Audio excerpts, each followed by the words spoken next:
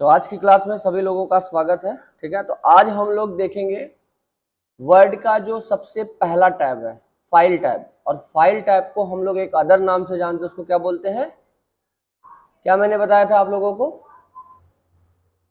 Stage वाला कुछ बताया था हिसाब किताब, क्या बोलते हैं? भूल गए? बैक स्टेज व्यू, क्या बोलते हैं? Back stage view. ठीक है,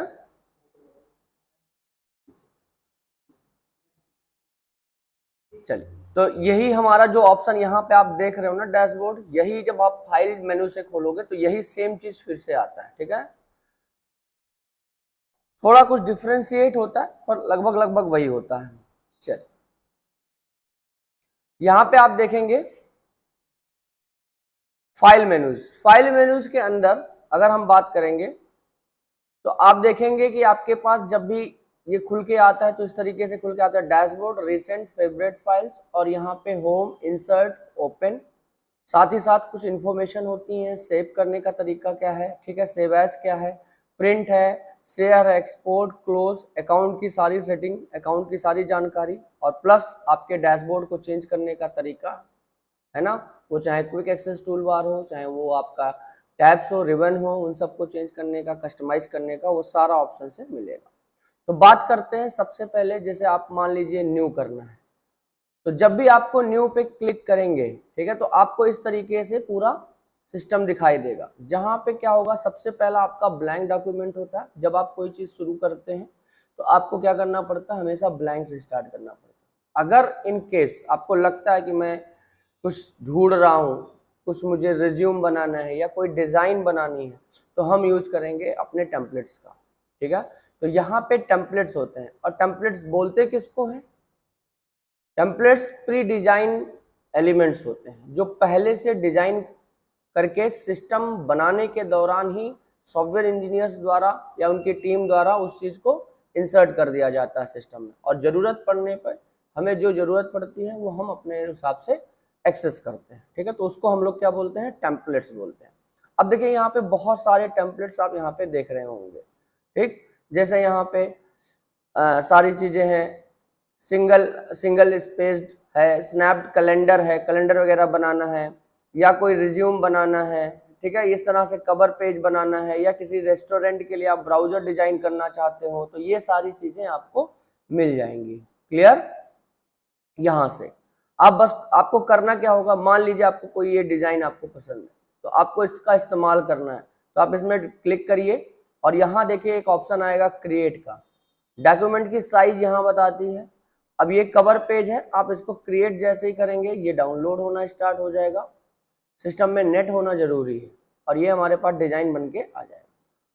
अब मुझे क्या करना होगा, सिर्फ और ये जो प्लेस होल्डर लगे हुए हैं यहाँ पे आपको उस तरीके से चेंजेस करने पड़ेंगे। जो आपसे पूछ रहा है, यहाँ एड्रेस, यहाँ फोन नंबर, यहाँ ईमेल आईडी, यहाँ पे वेबसाइट, वो आप लिंक दे दीजिए। यहाँ पे आप फोटो चेंज करना चाहते हैं तो फोटो रिप्लेस कर दीजिए। ठीक है, वो रिप्लेस करने का तरीका, वो सारी चीजें हम एक एक करके सारे टैब्स के माध्यम से सीखेंगे। ठीक, कोई डाउट?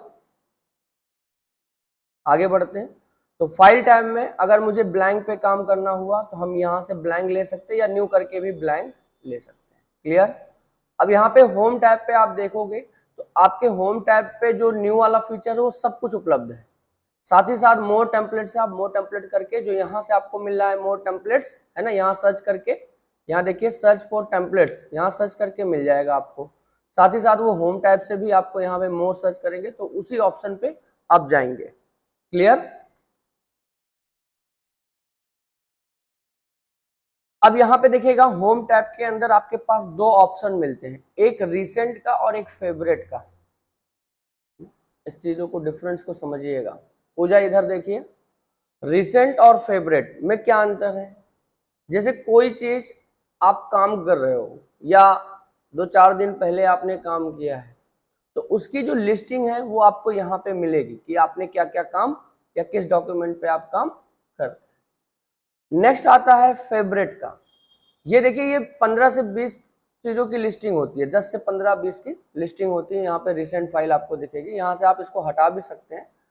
बट फेवरेट की बात करें तो जो काम आपको बार बार, जिस फाइल पे आपको बार बार काम करना है, ठीक है, हर बार आपको फाइल में जाना है, फोल्डर में जाना है, वहां से फाइल एक्सेस करना है, तो इन सारे काम से बचने के लिए आप उस डॉक्यूमेंट को कहाँ ऐड कर देंगे, favourite, as a favourite list में। जैसे फॉर एग्जांपल अगर मुझे ये WWN इंटरनेट पे मुझे वर्क करना है, तो मैं इस पे राइट क्लिक करके इसको ऐड फेवरेट कर दूंगा, तो ये मेरा ऐड हो जाएगा। देखिए इस लिस्ट में ऐड होगा। मुझे यहाँ से डिलीट करना है तो मैं यहाँ से डिलीट भी कर सकता हूँ, या यहाँ से remove from the list, list से रिमूव करूंगा पर वो है ना गायब नहीं होगा, तो मैंने लिस्ट से हटाया तो भी ये यहाँ पे रहेगा, और डिलीट कर देता तो ये वहां से भी गायब हो जाएगा। ठीक है, इस बात को समझ लो। देखिए आप लोगों के जो पीसी है ना, वो पुराना वर्जन इसमें इंस्टॉल है 2060, तब भी आपको मिल जाएगा ये सारे फीचर्स। ठीक है, अगर मान लीजिए किसी में 2007 है तो शायद ना मिले, है ना, उसमें है नहीं इस तरीके की चीजें, लेकिन उसमें पिन और अनपिन की तरह है। जैसे यहाँ फेवरेट है, वहां पे पिन और अनपिन होगा, ठीक, 2060 के अंदर, तो वहां से आपको पिन करना है, यानी कि फेवरेट में पिन हो गया, अनपिन करेंगे तो वहां से वो गायब हो जाएगा। क्लियर, न्यू में कुछ बताना नहीं है, सिंपल वही है। ओपन करने की बात अगर हम करेंगे तो देखिए ओपन करने के आपके पास बहुत सारे लोकेशन पे आपकी फाइल सेव होती है। जब आपकी फाइल डिफरेंट डिफरेंट लोकेशन पे सेव होती है तो आप क्या करोगे, डिफरेंट डिफरेंट लोकेशन पे जाकर के तो फाइल उठाओगे। फॉर एग्जांपल अगर मान लीजिए आपके पास सामान है और वो सामान 4 जगह पड़ी हुई है, तो आप चारों लोकेशन पे जाकर के सामान उठाओगे। तो यहाँ पे भी बात कर लीजिए, कोई दिक्कत नहीं जाके। तो यहां भी आप क्या करोगे, डिफरेंट डिफरेंट लोकेशन पे जाकर के अपने फाइल को क्या करोगे, उठाओगे। अब देखिए कैसे, जैसे आपके पास लोकेशन की बात, तो देखेंगे कि अगर हम ओपन की बात करते हैं तो ओपन जितने डिफरेंट लोकेशन है हम वहां पे फाइल को वहां से एक्सेस कर सकते हैं। जैसे हमारे पास एक तो वन ड्राइव पर्सनल होता है जो हमें माइक्रोसॉफ्ट के द्वारा प्रोवाइड स्पेस होता है, ये एक क्लाउड स्पेस होता है ना, कोई चीज सिस्टम पे नहीं रहता है, ये क्लाउड पे रहता है, यानी कि सर्वर पे रहता है, वहां से हम चीजों को एक्सेस कर सकते हैं। अब सर्वर में जाने के लिए आपको मेल आईडी की जरूरत पड़ेगी, वहां से आप एक्सेस कर पाओगे। ठीक, अगर आपका यहाँ पे कनेक्टेड है तो आप यहाँ से उठा सकते हो, यहाँ पे सेव कर सकते हो।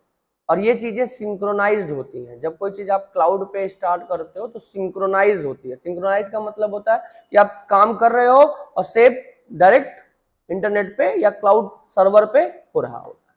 ठीक है, पर लोकेशन वाली चीजों में सिंक्रोनाइजेशन का फीचर्स नहीं होता है। आप जब कंट्रोल यस करोगे, सेव करोगे, तभी होगा। ठीक है, तो यहाँ पे कुछ अदर लोकेशन है, जैसे दिस पीसी या माई पीसी की बात करेंगे तो इस कंप्यूटर के अंदर जो लोकेशन है वहां आप सेव कर सकते हो। जैसे यहाँ पे मान लीजिए डॉक्यूमेंट के अंदर है तो मैं डॉक्यूमेंट में जाके सेव कर सकता हूँ, या मुझे डॉक्यूमेंट नहीं चाहिए, मुझे किसी और लोकेशन पे सेव करना है या ओपन करना है, सॉरी सेव नहीं करना, ओपन करने की बात करना है। तो जैसे मान लीजिए मेरे एक फोल्डर है गवर्नमेंट मंत्रा, उसी में जो कंटेंट है उसको एक्सेस करना है, तो वो सारी चीजें आप यहाँ से एक्सेस कर सकते हो। अब जैसे मान लीजिए कोई पीडीएफ है मुझे एक्सेस करना है, तो मैंने आपको बताया था कि वर्ड 2019 के अंदर एक और फीचर्स है कि इसमें आप पीडीएफ भी एडिट कर सकते हो, ओपन कर सकते हो। तो आप यहाँ पे ओपन कर सकते हो, आप देखेंगे तो आपका ये फाइल ओपन हो जाएगा।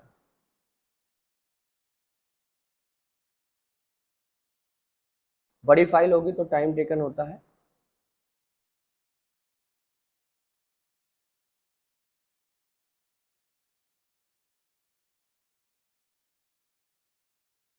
फुली एक्टिवेटेड नहीं है हमारा सॉफ्टवेयर, अगर कुछ इश्यूज आता है तो उसका बात अलग है। ठीक है,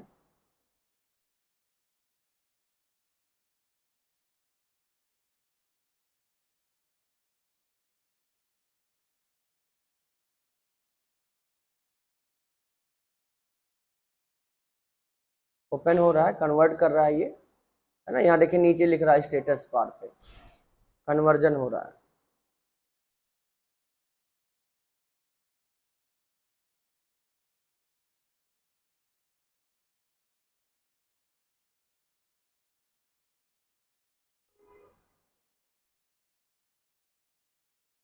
फाइल बड़ी है, थोड़ा टाइम टेकन है, यहाँ पे कन्वर्जन में थोड़ा समय ले रहा है। स्किप कर दूं इसको।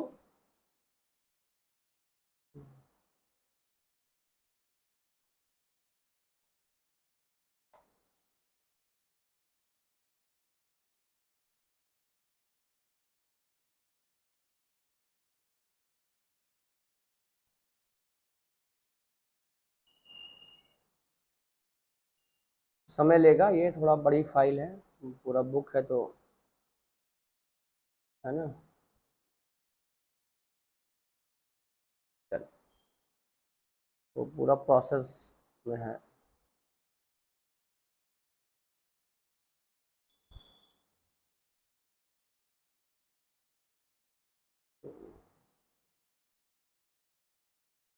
चलिए, उसको मैंने बंद कर दिया है। अब यहाँ से अगर कोई नॉर्मल फाइल, वो थोड़ी हैवी फाइल थी इसलिए थोड़ा दिक्कत आता है। मान लीजिए कोई छोटी फाइल खोलनी हुई हमको, तो यहाँ से हम दिस पीसी में जा करके, देखिए यहाँ पे दिस पीसी आ गए, हमने यहाँ पे दिस पीसी में। अब आप देखिएगा कि आपका जो कंटेंट है वो कहाँ है, डेस्कटॉप पे है, डॉक्यूमेंट पे है, डाउनलोड में है, सी ड्राइव में, डी ड्राइव में, कहीं भी जिस ड्राइव में है। मान लीजिए मेरे ई ड्राइव में है, गवर्नमेंट मंत्रा में कोई फाइल है, आप यहाँ पे देख लीजिए। ठीक, मान लीजिए कंप्यूटर फंडामेंटल में, अब मान लीजिए ये मेरे पास हार्डवेयर की कोई फाइल है, तो मैंने यहाँ से देखिए उस चीज़ को ओपन कर लिया। क्लियर। तो इस तरीके से हम अपने डॉक्यूमेंट की फाइल को यहाँ पे एक्सेस कर सकते हैं, किसके थ्रू, फाइल में ओपन जाकर। अब बहुत मेन चीज आता है, वो आता है आपका इन्फो टैब। इन्फो टैब में आप क्या सीखते हैं, आइए। इन्फो टैब आपके डॉक्यूमेंट का सारा इंफॉर्मेशन होता है कि आपके डॉक्यूमेंट में कितने साइज की है, कितने पेजेस की है, कितने वर्ड हैं, है ना, कब उसको एडिट किया गया, या कोई आप टाइटल डिफाइन करना चाहते हो वो डिफाइन कर सकते हो, टैग डिफाइन करना चाहते हो कोई टैग डिफाइन कर सकते हो, उस पर पासवर्ड लगाना चाहते हो पासवर्ड लगा सकते हो, कोई इशू है उसको चेक करना चाहते हो, तो वो तमाम काम आप कहाँ से कर सकते हो, इन्फो मेन्यूज के अंदर कर सकते हो, है ना। फाइल में, फाइल टैब के अंदर इन्फो मेन्यूज के अंदर जा करके कर सकते हो। अब आप देखिए मेरे पास ये जो फाइल खुली है हार्डवेयर, है ना, उसका लोकेशन यहाँ दिख रहा है। अब उससे रिलेटेड देखो यहाँ पे मैं इस डॉक्यूमेंट को अपलोड कर सकता हूँ अपने सर्वर पे भी, है ना, क्लाउड पे। नेक्स्ट यहाँ से शेयर भी कर सकता हूँ, जैसे आप व्हाट्सएप पे तमाम सोशल मीडिया साइट है वहाँ पे शेयर कर चाहता हूँ तो यहाँ से शेयर कर सकता हूँ, या ईमेल भी यहीं से कर सकता हूँ। अगर आपको पाथ नहीं पता है कि मेरा डॉक्यूमेंट कहाँ है, तो आप यहाँ से पाथ कॉपी करके कहीं लिंक पेस्ट कर सकते हो। ठीक है, बात समझ में आया। सेम वही काम यहाँ पे भी है। अगर आपका इसका लोकेशन खोलना है कि ये फाइल कहाँ सेव आपको पता नहीं चल रहा है, तो ओपन फाइल लोकेशन करेंगे तो आपको क्या मिल जाएगा, आप उस फाइल लोकेशन पे चले जाएंगे डायरेक्ट। देखिए आ गए, है ना। अब यहाँ मेरे पास हार्डवेयर सॉफ्टवेयर जितनी भी चीजें हैं वो सब कुछ यहाँ पे रखी हुई है। क्लियर। तो इस तरीके से आप यहाँ पे लोकेशन पे जा सकते हैं। नेक्स्ट यहाँ पे आप देखिए प्रॉपर्टीज है। अच्छा, कभी कभी ये होता है कि हम अपनी फाइल्स को दूसरों के लिए अवेलेबल कराते हैं। अपनी मेरी अगर मान लीजिए वेबसाइट है, तो कोई कीवर्ड कोई डाला गूगल पे सर्च इंजन में कि हार्डवेयर, आओ हार्डवेयर डालते ही आप ही की साइट आ जाए, तो उसको क्या बोलते हैं, एसईओ करना बोलते हैं, सर्च इंजन ऑप्टिमाइजेशन। ठीक है, सर्च इंजन ऑप्टिमाइजेशन। एक देखो, एक ऑर्गेनिक रीच होती है, इनऑर्गेनिक रीच होती है। जो आप डिजिटल मार्केटिंग का कोर्स वगैरह करोगे तो आपको समझ में आ जाएगा। ठीक है, उसके बारे में पढ़ोगे कि कैसे लोगों की रीच हम तक पहुंचती है, या लोग हमारे पास कैसे पहुंचते हैं। देखिए आज के समय में अगर बात करें तो दुनिया में करोड़ों लोग हैं, 2-3 बिलियंस लोग हैं जो क्या करते हैं, कंटेंट बनाते हैं, वेबसाइट बनाते हैं। बहुत सारे वेबसाइट्स हैं, बहुत सारी चीज़ों पर आप तक कैसे पहुंचेगा वो, तो आप तक पहुंचता है वो आपके कीवर्ड से, आपके टैग से, है ना। जो आप टैग, जैसे अब मैंने सर्च किया कि कोई क्लास लेनी है मुझे UP SSC की लेखपाल की, तो मैं जैसे डालूंगा UP SSC लेखपाल 2026 कंप्यूटर क्लासेस, तो मेरी ही वेबसाइट आए, मेरा ही यूट्यूब चैनल ऊपर आए, है ना। तो उसके लिए हमें टैग्स का इस्तेमाल करना पड़ता है सही से। तो अगर मान लीजिए कोई फाइल ही हम डाउनलोड लगा रहे हैं तो फाइल तक रीच पहुंचाने के लिए यहाँ पे टैक्स होता है, तो वो आप टैक्स यहाँ पे भर भर के डाल सकते हैं। बात समझ में आया? तो ये टैक्स वगैरह यानी कि एसईओ करने का एक तरीका मैं आपको बता दिया कि अगर फाइल के लिए एसईओ करना है तो यहाँ से करना। ठीक है, बात समझ में आया? तो यहाँ आप लिख सकते हो, कमेंट्स लगाना है तो यहाँ पे कमेंट लिख सकते हो, लास्ट मॉडिफाइड डेट यहाँ पे लिखा हुआ है, क्रिएटेड कब किया गया वो लिखा हुआ है, अगर एक आध बार प्रिंट हुआ होता तो उसकी डिटेल भी यहाँ पे आती, जो अर्थर है ना, वो उनकी डिटेल आ रही है, आप और अर्थर ऐड करना चाहते हो और ऐड कर दीजिए। ठीक है, और आप यहाँ पे रिसेंट फाइल लोकेशन तो देख ही रहे हैं। सो ऑल प्रॉपर्टीज में चले जाएंगे तो और भी चीजें आपको थोड़ी बहुत दिख जाएंगी इसके अंदर, है ना, status, category, subject, hyperlink base, company नाम, ये सब चीजें आप डिफाइन कर सकते हैं। जिसपे टेक्स्ट बॉक्स आपको लिख के आ रहा है वो खुद आपको करना है। तो ये होती है प्रॉपर्टी की बेनिफिट। ठीक, अब इन्फो टैब के अंदर आपके पास इधर तो प्रॉपर्टी हो गई और इधर आता है डॉक्यूमेंट को प्रोटेक्ट करना, इंस्पेक्ट करना और मैनेज करना। ठीक है, देखिए एक एक चीज सीखेंगे, ये बहुत डीप की चीजें होती हैं, अक्सर आपको किसी यूट्यूब चैनल पे ये आपको देखने को नहीं मिलेगा। ठीक है, और ना कोई फैकल्टी बहुत डीप में पढ़ाने की कोशिश करता है, पर आप मेरे यहाँ हो तो मैं चाहता हूँ कि आपको वो सारी जानकारी मिले जो आने वाले टाइम में भी आपको काम आए। हम आपके लिए एग्जाम के लिए नहीं पढ़ाते, जैसे कुछ लोग होते हैं इंस्टीट्यूट चला रहे, एग्जाम में नहीं आएगा तो मैं नहीं पढ़ाऊंगा, है ना, तो मैं एग्जाम पॉइंट ऑफ व्यू से नहीं पढ़ाता, आप एग्जाम वैसे भी क्वालिफाई कर लोगे, है ना, एक सर्टिफिकेट बोलोगे तो मैं ऐसे ही दे दूंगा, पर नॉलेज कैसे दूंगा? ठीक है, तो नॉलेज होना जरूरी है, सर्टिफिकेट हो और चाहे ना हो। ठीक, हमारे यहाँ एक बंदा पढ़ते नहीं थे, काम करते थे, पर उनके पास डिग्री नहीं था, लेकिन वही क्लास करते करते देखते देखते उनको इतना नॉलेज हो गया कि उसी के बल पे आज वो दुबई में काम कर रहे हैं। कहाँ काम कर रहे हैं? दुबई में। ठीक है, 48,000 रुपया तनख्वाह है। तो बिना बिना डिग्री के, डिग्री भी नहीं है उनके पास, बट क्या है? नॉलेज। आने वाले टाइम में आपका केवल नॉलेज देखा जाएगा और आपका व्यवहार देखा जाएगा। वैसे आने वाले टाइम की क्या बात करें, आज भी देखने लगे हैं लोग। ठीक है, आपकी सिंसियरिटी क्या है, आपके बैठने का तरीका क्या है, आप किसी एनवायरनमेंट में जाते हो तो कैसे बिहेव करते हो, वो सब कुछ वॉच आउट होता है। ठीक, तो ये सारी चीजें आप नोट करके रखिए। तो यहाँ पे देखिएगा प्रोटेक्ट है, अब प्रोटेक्ट डॉक्यूमेंट में जाएंगे तो मैं यहाँ पे देखिएगा आपके पास कई सारे ऑप्शन है, जैसे ऑलवेज ओपन रीड ओनली। अगर मैं चाहता हूँ कि मेरा डॉक्यूमेंट केवल रीड मोड में खुले, मैं जब चाहूँ एडिट करने को तब मैं एडिट कर पाऊँ, एडिट एनेबल करूंगा तो एडिट हो जाएगा। अगर मैं चाहता हूँ कि एक्सीडेंटली कोई चेंज ना कर पाए तो उसके लिए मैं क्या करूंगा, डॉक्यूमेंट पे रीड ओनली टिक कर दूंगा। तो इससे क्या होगा कि जो मेरा डॉक्यूमेंट है वो रीड ओनली मोड में सेव हो जाएगा। कंट्रोल यस कर दिया तो ये अब मेरा सेव हो गया। अब मैं इस लोकेशन पे जाके अगर मैं हार्डवेयर खोलूंगा बेटा तो आपको समझ में आ जाएगा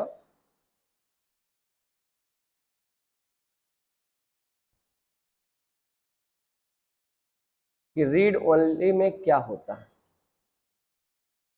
यही था, इसी चीज को ओपन करता हूं। तो देखिए कह रहा है the author would like to open this as a read only mode, unless you need to make change open a read only mode. तो हमने इसको रीड ओनली मोड में खोला हुआ है। अगर आप इसमें कुछ डिलीट करना चाहें तो क्या आप डिलीट कर पाएंगे? अभी तो डिलीट कर पा रहे हैं, ठीक है, वैसे डिलीट नहीं कर पाएंगे, अवॉइड हो गया है, फुली एक्टिवेटेड नहीं है मेरा सिस्टम, तो थोड़ा बहुत दिक्कत आएगी, बशर्ते ये रीड ओनली मोड में है। ठीक है, यहां से कोई चेंजेस नहीं कर पाएंगे। आगे चल के देखते हैं, इन्फो के अंदर रीड ओनली मोड हटाना है,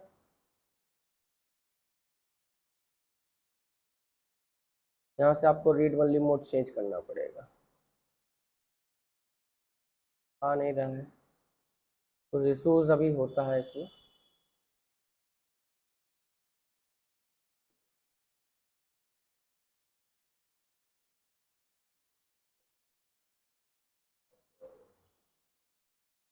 इसको ओपन करने के दौरान मुझे नो करना पड़ेगा तभी ये आएगा। चेक करें, कुछ इशू आ रहा है, एक्चुअली फुली एक्टिवेटेड नहीं है ना, इसीलिए थोड़ा दिक्कत करता है। नो कर दिया मैंने। अब ये देखिए दूसरे मोड में आ गया। अब यहाँ से जो प्रोटेक्ट मोड था ऑप्शन वहीं पे पढ़ना पड़ेगा आपको। अब यहाँ से आप इस चीज को हटा सकते हो, ठीक है। अनचेक कर दोगे तो ये वाला ऑप्शन डिसेबल हो जाएगा। हो गया। अब इसको आप सेव कर दो कंट्रोल एस से।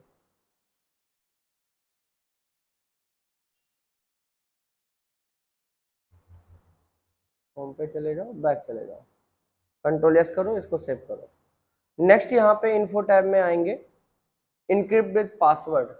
अगर आप चाहते हो कि मैं अपने डॉक्यूमेंट पे पासवर्ड लगा दूं और कोई ओपन ना कर पाए, तो हम यहाँ से पासवर्ड प्रोटेक्ट कर सकते हैं अपने डॉक्यूमेंट को। तो यहाँ पे आइए, इनेबल पासवर्ड, और पासवर्ड आपसे पूछेगा। हाँ, एक चीज़ का खास ध्यान रखिएगा कि अगर आपने एक बार पासवर्ड लगा दिया है तो आप दोबारा उस चीज़ को सही, मतलब उसी पासवर्ड से खोलेंगे। अगर आप भूल गए, पासवर्ड याद नहीं है, तो आप कभी भी उस डॉक्यूमेंट को रिकवर नहीं कर पाएंगे या आप तक बुला नहीं पाएंगे। अब देखिए यहाँ पे पासवर्ड में क्या होगा, अगर मान लीजिए आपने पासवर्ड 1 2 3 लगा दिया, ओके, अगेन आपसे पासवर्ड पूछेगा, 1 2 3 अगेन लगा दीजिए और ओके कर दीजिए। अब ये पासवर्ड प्रोटेक्टेड हो गया। अब आपका डॉक्यूमेंट क्या है, कंट्रोल एस कर दीजिए, सेव करने के बाद इसको क्लोज कर दीजिए। अब आप यहाँ से फाइल खोलेंगे, कहाँ चला गया हार्डवेयर जी, यहाँ आ गया, ठीक है। अब देखिए ये पासवर्ड पूछ रहा है कि नहीं, मांग रहा है पासवर्ड, ठीक है। अब बिना पासवर्ड का इसका कोई कंटेंट खुलने वाला नहीं है, आप देख नहीं सकते। जबकि रीड मोड में क्या है, आप कंटेंट देख सकते हो, रीड कर सकते हो, पर कोई चेंजेस नहीं कर सकते हो। मेरे सॉफ्टवेयर में थोड़ा थोड़ा इशू आएगा तो उसको नज़रअंदाज करिएगा, क्योंकि मैंने जुगाड़ से इसको क्रैक किया हुआ है, ठीक है। तो यहाँ पे 1 2 3 डालिएगा। आप अपने डॉक्यूमेंट में, जैसे कुछ मेरे में नहीं होता, लेकिन जो मैं पढ़ा दे रहा हूँ, बता दे रहा हूँ, वो आप अपने में ट्राई करेंगे तो होगा, ठीक है। तो देखिएगा यहाँ पे, देखिए यहाँ पे लिख रहा है ना मेरा जेन्युइन ऑफिस नहीं है, तो इसलिए थोड़ा सा इशूज आता है इसमें। क्लियर। तो इस तरीके से पासवर्ड डालेंगे, खुल जाए। अब पासवर्ड हटाना कैसे है, सेम वही प्रोसीजर। फाइल में जाइए, इन्फो में जाइए, यहाँ पे आइए और यहाँ देखिए इनक्रिप्ट विद पासवर्ड, इसको यहाँ क्लिक करिए और ये 3 डॉट जो बने हैं, जितने भी डॉट्स होंगे उन सबको आप यहाँ पे रिमूव कर दीजिए, डिलीट कर दीजिए, ओके कर दीजिए। तो इस तरीके से क्या होगा, पासवर्ड हट गया, ठीक। अब आपसे पासवर्ड नहीं पूछेगा। नेक्स्ट आता है, देखिए इसी के अंदर एक ऑप्शन आता है प्रोटेक्ट डॉक्यूमेंट के अंदर, रिस्ट्रिक्ट एडिटिंग। ये क्या कर सकते हो, control the type of change other can make. आप क्या कर सकते हो कि किस तरीके के चेंजेस लोग कर सकें और किस तरीके के चेंजेस ना कर सकें, उसको आप कंट्रोल कर सकते हो, ठीक है। तो कैसे करेंगे, चलिए। तो नेक्स्ट जो हमारा है रिस्ट्रिक्ट एडिटिंग। और जैसे हम रिस्ट्रिक्ट एडिटिंग में करेंगे तो यहाँ देखोगे आपके पास एक ऑप्शन खुल जाएगा, राइट साइड में देख रहे हैं। यहाँ पे आप लिमिट कर सकते हैं, जैसे फॉर्मेटिंग सेटिंग करना चाहते हैं कि कौन कौन सा चीज वो सेट कर पाए, ठीक है। तो वो सारी चीजें आप यहाँ पे दे सकते हैं, क्या कर पाए क्या नहीं कर पाए वो सारे। अब यहाँ आ जाओ, एडिट रिस्ट्रिक्ट है, allow only this type of editing to document. अगर मान लो मैं अलाउ कर रहा हूँ, कौन से टाइप की एडिटिंग कर पाए, वो केवल कमेंट दे पाए, ठीक है। और रिस्ट्रिक्ट लगा दिया एवरीवन पे, और मैंने इसको यस स्टार्ट इन्फोर्सिंग, है ना, प्रोटेक्शन दे दिया। तो प्रोटेक्शन के लिए मुझे पासवर्ड डालना पड़ेगा, 1 2 3 मैंने अगेन डाला, 1 2 3 अगेन डाला। अब क्या कर पाएगा बंदा, केवल कमेंट कर पाएगा, बाकी यहाँ पे कुछ भी नहीं। देखो सारी चीजें डिसेबल हो गई कि नहीं हो गई, है ना। कलर आ रहा है, बोल्ड इटैलिक कर पाएगा इसको, नहीं कर पाएगा। अच्छा देखो, डिलीट कर पाएगा, डिलीट भी मैं पूरा कंट्रोल ए करके डिलीट करने की कोशिश कर रहा हूँ, डिलीट हो रहा है नहीं। तो रिस्ट्रिक्ट एडिटिंग का मतलब है कि हम एडिटिंग को रिस्ट्रिक्ट करेंगे बाय गिवन सम फीचर्स, उसको कुछ फीचर्स देंगे जो वो कर पाए और बाकी सब प्रोटेक्ट रहेगा। मैंने कहा कि तुम सिर्फ कमेंट दे सकते हो, तो आप यहाँ पे कमेंट दे सकते हो कि इनपुट पे राइट क्लिक करो और यहाँ देखो कमेंट का ऑप्शन आ रहा है। बस यहाँ कमेंट दे पाओगे तो तुम यहाँ पे लिख पाओगे कि फला जगह पे ये चीजें गलत हैं या कुछ चीजें हैं जो इन्फॉर्म करना चाहो सामने वाले को। क्लियर। बात समझ में आई? स्टॉप प्रोटेक्शन करेंगे तो आपको पासवर्ड यहाँ पे अगेन डालना पड़ेगा, और मैंने पासवर्ड डाल दिया और ओके कर दिया। तो अब देखिए ये हमारा सारा काम वो कर पाएगा। मुझे कुछ भी यहाँ पे डिलीट करना हुआ तो अब मैं डिलीट कर पाऊंगा। क्लियर? कंट्रोल जेड करता हूँ, फिर मुझे डिलीट नहीं करना है। क्लियर हो गया? फिर फाइल मेन्यूज में आते हैं, अगेन इन्फो में चलते हैं। इसके बाद कौन सा ऑप्शन है? Restrict access. ठीक है, तो कुछ ऐसी चीजें हैं जो आपको मैनेजमेंट से अथॉरिटी चाहिए, यानी कि खुद के माइक्रोसॉफ्ट की साइट्स पे आपको उस चीज के लिए अथॉरिटी चाहिए। जैसे पहला है कि connect to the right management server and get the templates. इसको एक्सेस करने के लिए आपको राइट मैनेजमेंट सर्वर से लॉगिन करना पड़ेगा। इसके लिए आपको अथॉरिटीज लेनी पड़ेगी माइक्रोसॉफ्ट से। ठीक, तो grant people access while removing their abilities to edit, copy and print. अगर आप चाहते हो कि ये रिस्ट्रिक्ट करना, जैसे कोई कॉपी ना कर पाए, कोई प्रिंट ना कर पाए, कोई एडिट ना कर पाए, तो इस तरीके की अगर चाहिए तो आपको यहाँ पे कनेक्ट करना पड़ेगा राइट मैनेजमेंट से। वो यहाँ पे नहीं हो पाएगा, है ना, क्योंकि यहाँ पे पॉसिबिलिटीज अभी नहीं है जब तक हम गूगल माइक्रोसॉफ्ट से लॉगिन वाला परमिशन नहीं ले लेंगे। ठीक है, वैसे भी हमारा ये पायरेटेड वर्जन है, हमने वर्ड इंस्टॉल किया तो आप कर नहीं पाओगे। Add digital signature. ठीक है, वर्ड 2007 के अंदर डिजिटल सिग्नेचर आप ऐड कर पाओगे। होता क्या है डिजिटल सिग्नेचर? डिजिटल सिग्नेचर किसको कहते हैं? जैसे आप देखते होंगे अगर कोई डीएम आदेश निकालता है, या आप मान के चलो कोई मार्कशीट देखते होगे, तो मार्कशीट के नीचे सिग्नेचर होता है ना सबका, हेड ऑफ डिपार्टमेंट का, सबके मार्कशीट पे सिग्नेचर होता है कि नहीं होता? अब सोचो पूरे यूपी के अंदर कितने लाख यूजर्स या स्टूडेंट होंगे जिनके सिग्नेचर पे साइन करना होगा, तो क्या वो एक एक फाइल मंगा करके सिग्नेचर करता है? तो क्या करता है वो? और उसका सिग्नेचर ऑथोराइज्ड भी होना चाहिए। तो हमको क्या करना होता है, जन सेवा केंद्र पे जाकर के डिजिटल सिग्नेचर्स के लिए डालना पड़ता है। अगर हमको अपना सिग्नेचर अप्रूव कराना है कि हम अब सिग्नेचर करेंगे, ये ऑथोराइज्ड होगा, तो उन लोगों का जो अधिकारी लोग होते हैं उनका डिजिटल सिग्नेचर वहीं से ऑथराइज होता है, गवर्नमेंट ऑथराइज करता है, और एक बार सिग्नेचर डालेंगे तो जितने डॉक्यूमेंट रहेंगे सब पे लगता हुआ चला जाता है। सॉफ्टवेयर का ये फीचर्स है। आप यहाँ भी सीखोगे, एक लोगों को लिए लेटर लिखोगे तो 10 लोगों का अपने आप बन जाएगा, 100 लोगों का अपने आप बन जाएगा। एक की आईडी कार्ड बनाओगे, एक डिजाइन करोगे आईडी कार्ड, अगर तुम्हारे यहाँ 50 स्टूडेंट पढ़ रहे हैं तो 50 के आईडी कार्ड अपने आप बन जाएंगे। तो वो सब हम लोग आगे चल के सीखेंगे। ठीक है, अच्छा अब यहाँ पे आ जाता है मार्क एज फाइनल। तो मार्क एज फाइनल लगभग रीड ओनली की तरह ही होता है। अगर आपने किसी डॉक्यूमेंट पे मार्क एज फाइनल कर दिया, इसका मतलब ये है कि वो डॉक्यूमेंट हमारे एंड से क्या है, फाइनल है। जैसे मैं कोई बुक लिख रहा हूँ या मैं कोई कंटेंट लिख रहा हूँ आपके लिए, तो क्या है, मैंने कहा कि ये फाइनल है, अब इसमें कुछ चेंजेस नहीं करना है, तो फाइनल मार्क करके हम अपने कस्टमर को वो दे देंगे, और वो रीड ओनली मोड में खुलेगा जिसको भी हम देंगे। देखो ये रीड ओनली मोड में खुला है कि नहीं खुला? अब यहाँ पे आप कुछ एडिट नहीं कर पाओगे, देखो कुछ कर पा रहे हैं? नहीं कर पा रहे, लेकिन जैसे एडिट एनीवेयर करोगे तो तुरंत आपका क्या हो जाएगा, एक्सेस करना स्टार्ट कर दोगे, क्लियर हो जाएगा। तो ये देखो मार्क एज फाइनल का यहाँ पे मैसेज भी आता रहेगा आपको। अब देखिए an author has mark this document as final to discourage editing. ठीक है, साहस है तो आप एडिट कर लो ऑथर के बिना, तो ऑथर का परमिशन है तभी आप यहाँ पे एडिट कर पाओ। एडिट एनीवेयर करूंगा तो आ जाएगा। तो आपको आई होप ये आपको समझ में आ गया होगा पूरा का पूरा। ये दो आपको नहीं पढ़ना है क्योंकि यहाँ पे आप काम नहीं कर पाओगे इस चीज का। ठीक है, डिजिटल सिग्नेचर भी ऐड नहीं कर पाओगे, कोशिश करते हैं एक बार ऐड करने की। जैसे कोई लेटर हमने लिखा, तो चलिए इसको थोड़ा सा हटा देते हैं, एक नया फाइल बना लेते हैं।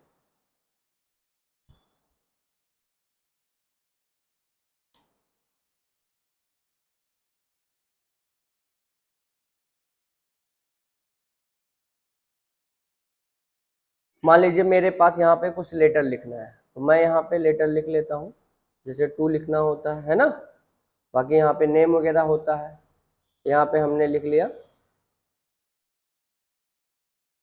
कुछ कंटेंट लिख लिया, और यहाँ पे मुझे क्या लिखना होता है, रिगार्ड, जिसके भी रिगार्ड्स आता है।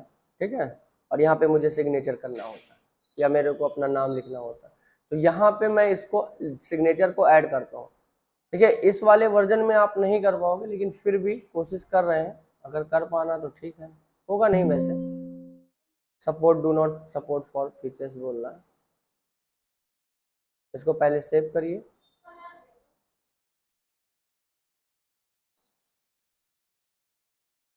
यहाँ पे हमारा क्या आ गया, सिग्नेचर आ गया। अब यहाँ पे मैं यहाँ पे कर रहा हूँ, देखिएगा इस चीज में नाम वगैरह सब कुछ फिल कर दीजिएगा और यस करिएगा।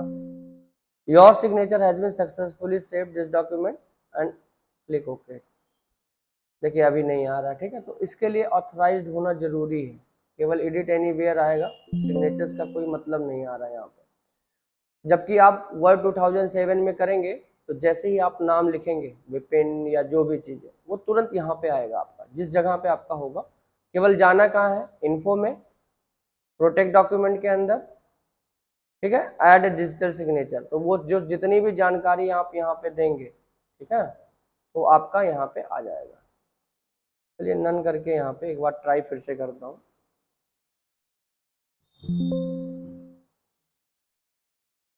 The certificate you selected cannot be verified, please check your network connection। तो हमको क्या चाहिए होगा, नेटवर्क, तभी मैं यहाँ पे कर पाऊंगा, अदरवाइज मैं यहाँ पे कुछ भी नहीं कर पाऊंगा, ठीक है, इस चीज को आप ध्यान दीजिएगा। उसके बाद आ जाता है आपका इंस्पेक्ट डॉक्यूमेंट, ठीक है। अब इंस्पेक्ट डॉक्यूमेंट बहुत अच्छी चीज है, क्या कि जैसे ही आप यहाँ पे देखिए, check the document for the hidden property और पर्सनल इंफॉर्मेशन। अब कभी कभी क्या होता है, बच्चे इंटरनेट से डाउनलोड किए और कॉपी किए, पेस्ट किए और ले जाके प्रोजेक्ट सबमिट कर दिए, है ना, और उसके पीछे जो कंटेंट रहता है ना छुपा हुआ, वो उन बच्चों को पता नहीं होता, क्योंकि वर्ड उनको चलाना नहीं आता।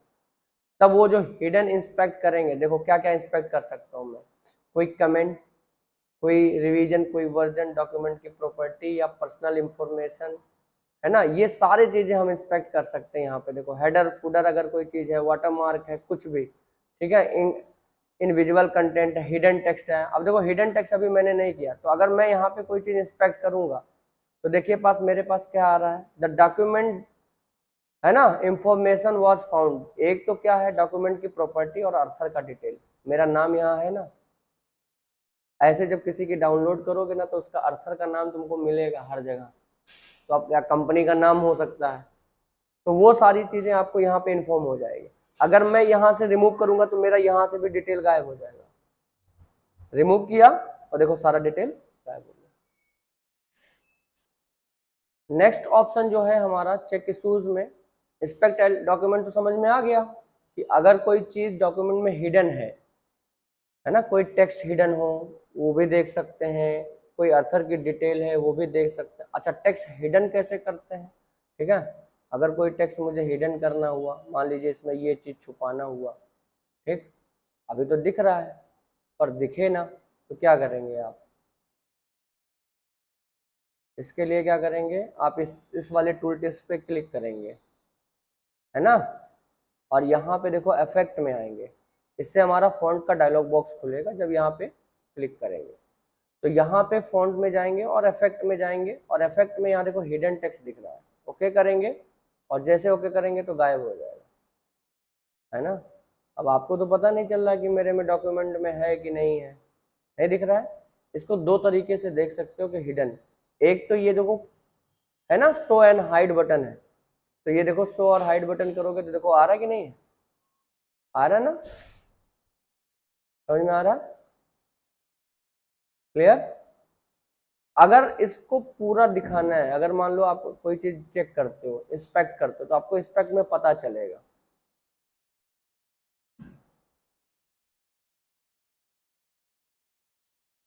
इंस्पेक्ट में जाइए और इंस्पेक्ट डॉक्यूमेंट करिए, यस करिए, तो आप देखेंगे जैसे यहाँ पे इंस्पेक्ट करेंगे, अब देखिए यहाँ पे हिडन कहाँ पे है, ये है ना हिडन टेक्स्ट, देखो क्वेश्चन आ जाएगा बन के कि हाँ हिडन टेक्स्ट वाज फाउंड। अगर इसमें से कुछ भी मिलता है, देखो यहाँ पे नो नो है, यहाँ पे ऐसा कुछ है नहीं, कमेंट नहीं था, है ना, रिवीजन नहीं था, तो इस सारे पर्सनल इंफॉर्मेशन नहीं था, तो वो सारी चीजें ऑप्शन में नहीं है, ठीक, बात समझ में आया। तो यहाँ से रिमूव कर देंगे तो ये देखो आपका यहाँ पे विजिबल हो गया, आ गया विजिबल, ठीक है। यही तो मैंने छुपाया था, चेक करो, हाँ यही तो छुपा था, ठीक है। तो जो हिडन पार्ट है, अच्छा रिमूव हिडन कर दिया मैंने, सॉरी, वहां से मैंने जो हिडन पार्ट था वो रिमूव ही कर दिया, मतलब वो आपको अब दिखेगा भी नहीं। क्लियर? कंट्रोल जेड करो तो यहाँ पे आ जाएगा वापस, ठीक। वापस हमारा ये वीडियो वाला गायब हुआ था ना, तो इंस्पेक्ट जब हम करेंगे वहां रिमूव करेंगे तो रिमूव हो जाएगा, वो आपको मिलेगा नहीं।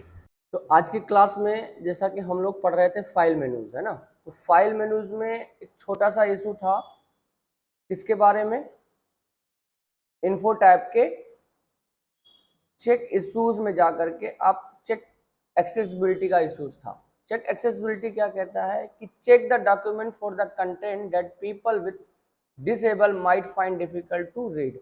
मतलब कभी कभी ऐसा होता है कि लोगों को पूरी जानकारी नहीं मिल पाती, या कोई चीज़ दिखने में, अगर इन केस कभी कोई इमेज नहीं दिख रहा है तो उस पर कुछ ऐसी चीज़ें भी होनी चाहिए जो दिखे, समझ में आए कि वो चीज़ क्या है।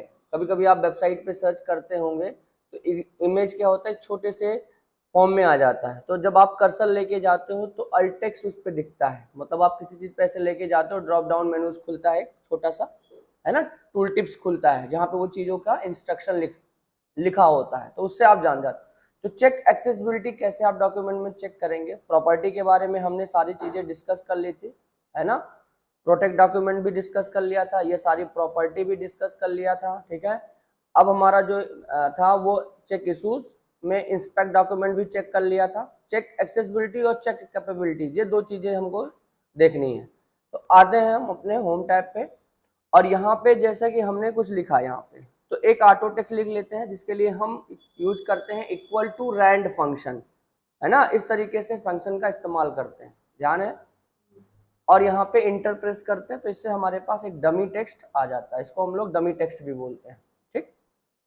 अब ये आप खुद का अपना भी डमी टेक्स्ट बना सकते हो, मैं बाद में बताऊंगा कि कैसे बनता है। तो यहाँ पे डमी टेक्स्ट आने के बाद अब मान लीजिए आपने इसमें एक पिक्चर्स कोई रखा हुआ है, मान लीजिए यहाँ पे आपने पिक्चर कोई इंसर्ट कर दिया, एक छोटा सा कोई पिक्चर इंसर्ट कर लीजिए,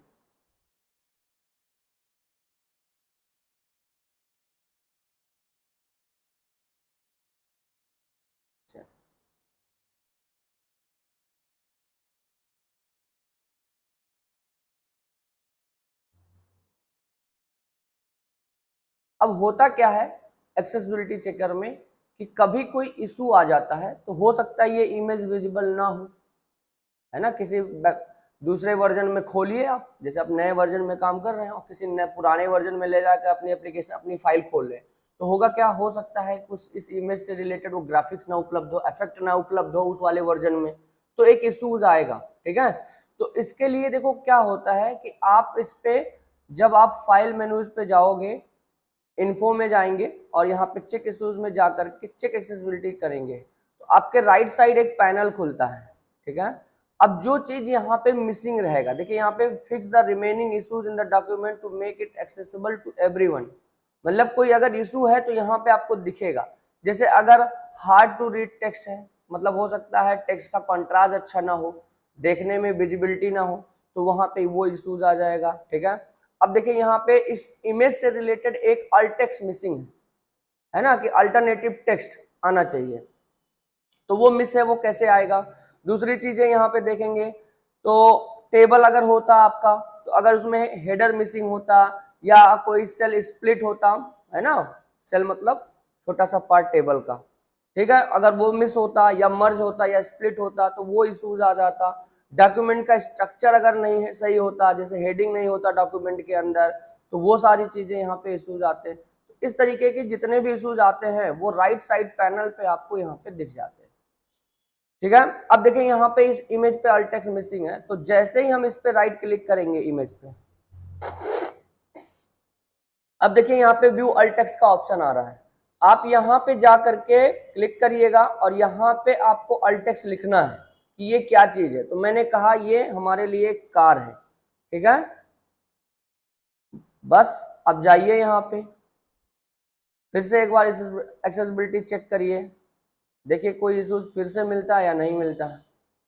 देखिए अब यहाँ पे अल्ट टेक्स्ट मिसिंग नहीं आ रहा है क्योंकि हमने इसका अल्ट टेक्स्ट डिफाइन कर रखा है, ठीक। तो इस तरीके की सारी चीजों की चेक, जो आपको एक्सेसिबिलिटी चेक करनी है वो आपके इसी पैनल से चेक होगी। ठीक। देखिए कोई भी डॉक्यूमेंट कहीं भी भेजने से पहले ये सारी चीजें आप चेक कर लिया करिए। एक प्रोफेशनल जब आप काम करते हैं किसी बड़ी कंपनी में, किसी कॉर्पोरेट में काम करेंगे, तो आप लेटर के साथ बहुत सारी चीजों को लिखेंगे, अटैच करेंगे, फाइल अटैच करेंगे, तो उन सारे फाइलों में किसी प्रकार का इशू ना हो, तो इससे पहले हम ये सारी चीजें चेक कर लेंगे। अब एक नेक्स्ट चेक इशूज में एक थर्ड ऑप्शन आता है जिसको हम लोग बोलते हैं चेक कैपेबिलिटीज।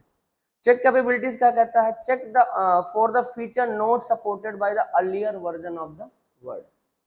मतलब जितने पुराने वर्जन हैं वर्ड में, अगर आप इस फाइल को उसमें खोलेंगे तो कोई इशूज है या नहीं, वो सब चेक करने के लिए हम इस पे चेक चलाते हैं। ठीक। ये हमें चेक करके ये सारे इशूज यहाँ पे बता देगा। कोई समरी होगा तो यहाँ पे वो आपको बता देगा। अभी किसी प्रकार का कोई इशू नहीं है। मान लीजिए अगर कोई चीज आपने इसमें किया, ट्राई करते हैं, कोशिश करते हैं कि अगर ये पुराने वर्जन में हो सकता कोई इफेक्ट ना हो, कोई चीज डिजाइन में ना आए, ठीक है, तो वो ओपन करने में दिक्कत आए, तो इस तरह की चीजों को हम देख लेते हैं। जैसे मान लीजिए हमने इसमें कुछ ड्रॉ ही कर दिया, ठीक है, कुछ ऐसे करके। ठीक। अब हम एक बार चेक कराते हैं क्या पुराने वर्जन में ये ओपन होगा या नहीं। इन्फो में जाइए, चेक कैपेबिलिटीज इशूज, देखिए यहाँ पे आ गया ना इशू।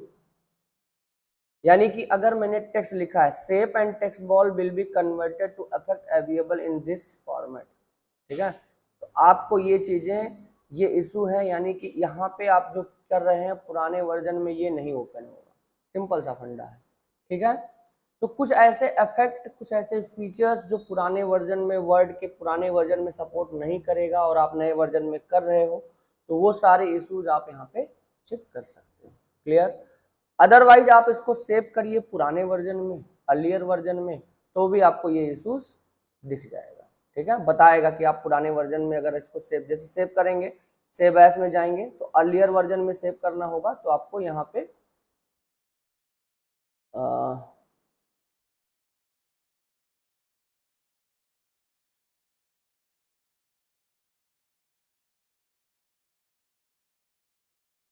अभी भी नहीं दे रहा है इसमें।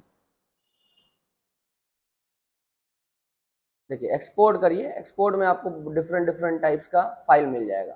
तो यहाँ पे आप देखेंगे कि अर्लियर वर्जन में जाने के लिए आप, जैसे ये है पुराना वर्जन 97 से 2003, तो इस वर्जन में आप सेव करके फाइल को देंगे। अगर इशू आना होगा तो आपको उसी समय बता देगा। ठीक है, जब पुराने वर्जन में सेव करेंगे तो। क्लियर। तो यहाँ पे जब सेव करेंगे आप, तो आपको जो इशूज होगा वो आपको यहाँ पे बता देगा। अगर होगा तो, जैसे कि मिसिंग है पुराने वर्जन में, हम इसको सेव कर दे रहे हैं, तो ये हमें क्या बोलेगा, देखिए सेव, देखिए बोल रहा है ना, सेव करते दौरान ही हमको ये चेक कैपेबिलिटी चेकर आ गया ऑप्शन कि 97 से 2000 के बीच में ये इशू आएगा सेव का, जो आपने ये बनाया है। क्लियर। कोई डाउट? कर लेंगे ना। दुबे जी मोबाइल रख दीजिए, आप क्लास में ध्यान दीजिए, जब तक क्लास में बैठिए क्लास में ध्यान दीजिए।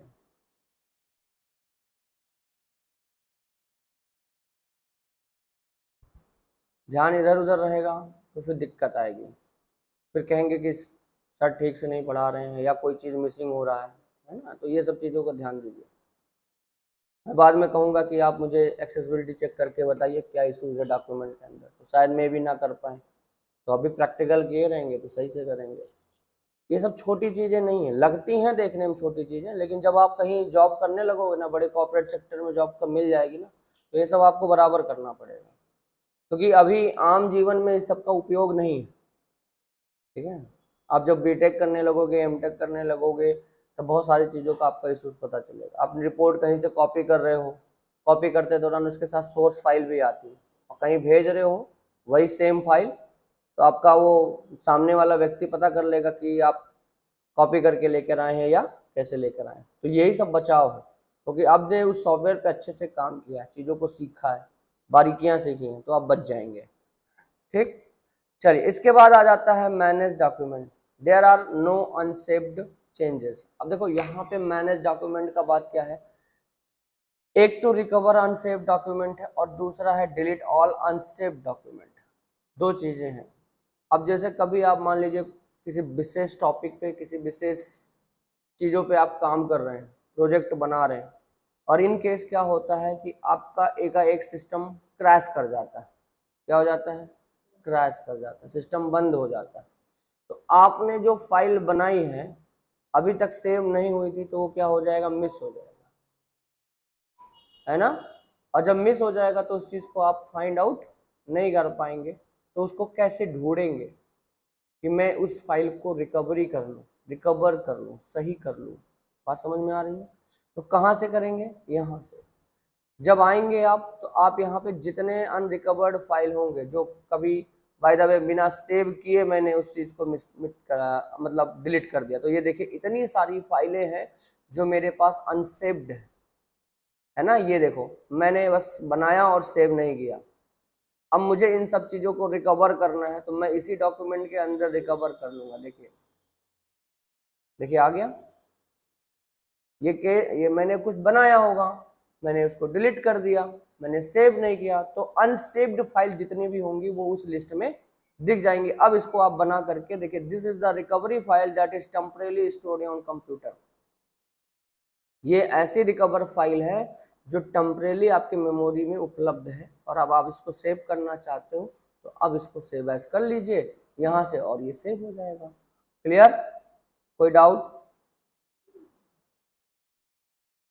मतलब इन्फो टैब का ये सारा ऑप्शंस आपको क्लियर हो गया।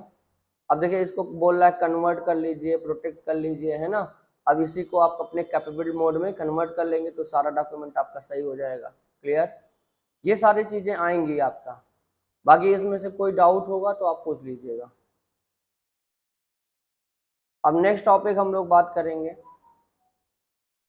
फाइल मेन्यू में आगे बढ़ते हैं। बात देखिए, अब हम लोगों की बात होगी सेव और सेव एज पे, ठीक है। अच्छा मुझे ये बताइए, सेव और सेव एज में डिफरेंस क्या है? एक बेसिक डिफरेंस कोई है सेव एज और सेव में? हाँ, सेव एज मतलब क्या होता है? देखो सेव करिए और चाहे सेव एज करिए, दोनों का डायलॉग बॉक्स देखो। यहाँ सेव पे मैं क्लिक कर रहा हूँ तब भी सेव एज लिखा है, और मैं सेव एज पे क्लिक कर रहा हूँ तब भी सेव एज लिखा है। क्या दोनों में कोई अंतर दिख रहा है? नहीं दिख रहा है। देखिए सेव क्या होता है, जब आप पहली बार डॉक्यूमेंट किसी लोकेशन पे सेव कर देते हैं तो और बार बार आप सेव करते हैं, कंट्रोल एस करते हैं, ठीक है, तो वो सेव ही होता है, उसी लोकेशन पे बार बार सेव होता है, उसी नाम से सेव होता है जिस नाम से आपने डॉक्यूमेंट का नाम रखा है। क्लियर? अगर आपने सेव एज किया, यानी कि आप चाहते हैं कि मैं अपने फाइल का नाम अलग रखूं और अलग लोकेशन पे सेव करूं, तो जब मुझे ऐसा करना होता है तब मैं सेव एज करता हूं, ठीक है। अच्छा देखिए, आपका एक चीज और है कि हमेशा ये चीज याद रखिए कि जब भी डॉक्यूमेंट, हमारा पहला डॉक्यूमेंट कुछ भी जो खुलता है उसका नाम हमेशा डॉक्यूमेंट 1 रहता है। यहाँ पे अभी 2 है क्योंकि मैंने दोबारा खोला हुआ है, तो यहाँ डॉक्यूमेंट 1 इसका टाइटल नेम होता है और वो होता है डिफॉल्ट नेम। जब तक आपने अपनी फाइल को किसी नाम से सेव नहीं किया है तब तक वो डॉक्यूमेंट 1 2 3 4 5 इस तरीके से रहेगा। क्लियर? यहां आते हैं, अब मान लीजिए हमने कोई चीज यहां पे लिखा और मैंने इसको सेव किया, ध्यान दीजिएगा सेव में करते हैं, और मेरे पास डिफरेंट डिफरेंट लोकेशन है जहां मैं सेव करना चाहूँ, क्लाउड पे सेव करना चाहूँ, शेयर करना चाहूँ, तो मैं चाहता हूं कि मैं इसको डेस्कटॉप पे सेव करूं। तो यहाँ पे ब्राउज करेंगे और ब्राउज करने के बाद यहाँ पे लोकेशन पे चले जाएंगे, कहाँ? डेस्कटॉप पे, और मैंने इसका नाम दे दिया कुछ भी, अंकुर दे दिया, ठीक है, और मैंने इसको सेव कर दिया। तो जैसे ही सेव होता है इसका नाम क्या आ जाता है? अंकुर। समझ में आया? अगर मैं यहाँ पे कोई चेंजेस करता हूँ, फॉर एग्जांपल मैं यहाँ पे कुछ चेंजेस करता हूँ, ठीक, तो ये अगर मैं यहाँ पे कंट्रोल यस करता हूँ या सेव करता हूँ तो मेरे पास कुछ भी ओपन नहीं होता, केवल ये डॉक्यूमेंट जाकर के अंकुर नाम के फाइल में सेव हो जाता है। सारा एडिटेड कंटेंट। लेकिन अगर आप चाहते हो अंकुर की जगह पे किसी और नाम से हम इस चीज को बनाना चाहते हैं, किसी और फाइल नेम से सेव करना चाहते हैं, तो हमें क्या करना पड़ेगा, सेव एज करना पड़ेगा और फिर से आपको ये ब्राउज करके लोकेशन चूज करना पड़ेगा। अब मैं यहाँ पे अंकुर 1 दे देता हूँ, सेव कर देता हूँ, ठीक है। तो ये देखिए अब अंकुर 1 आ गया। अब मैं अगर कुछ यहाँ करूंगा और मैं कंट्रोल यस करूंगा, ठीक है, तो ये मेरा अंकुर 1 में ही सेव होगा। क्लियर, बात समझ में आ गया।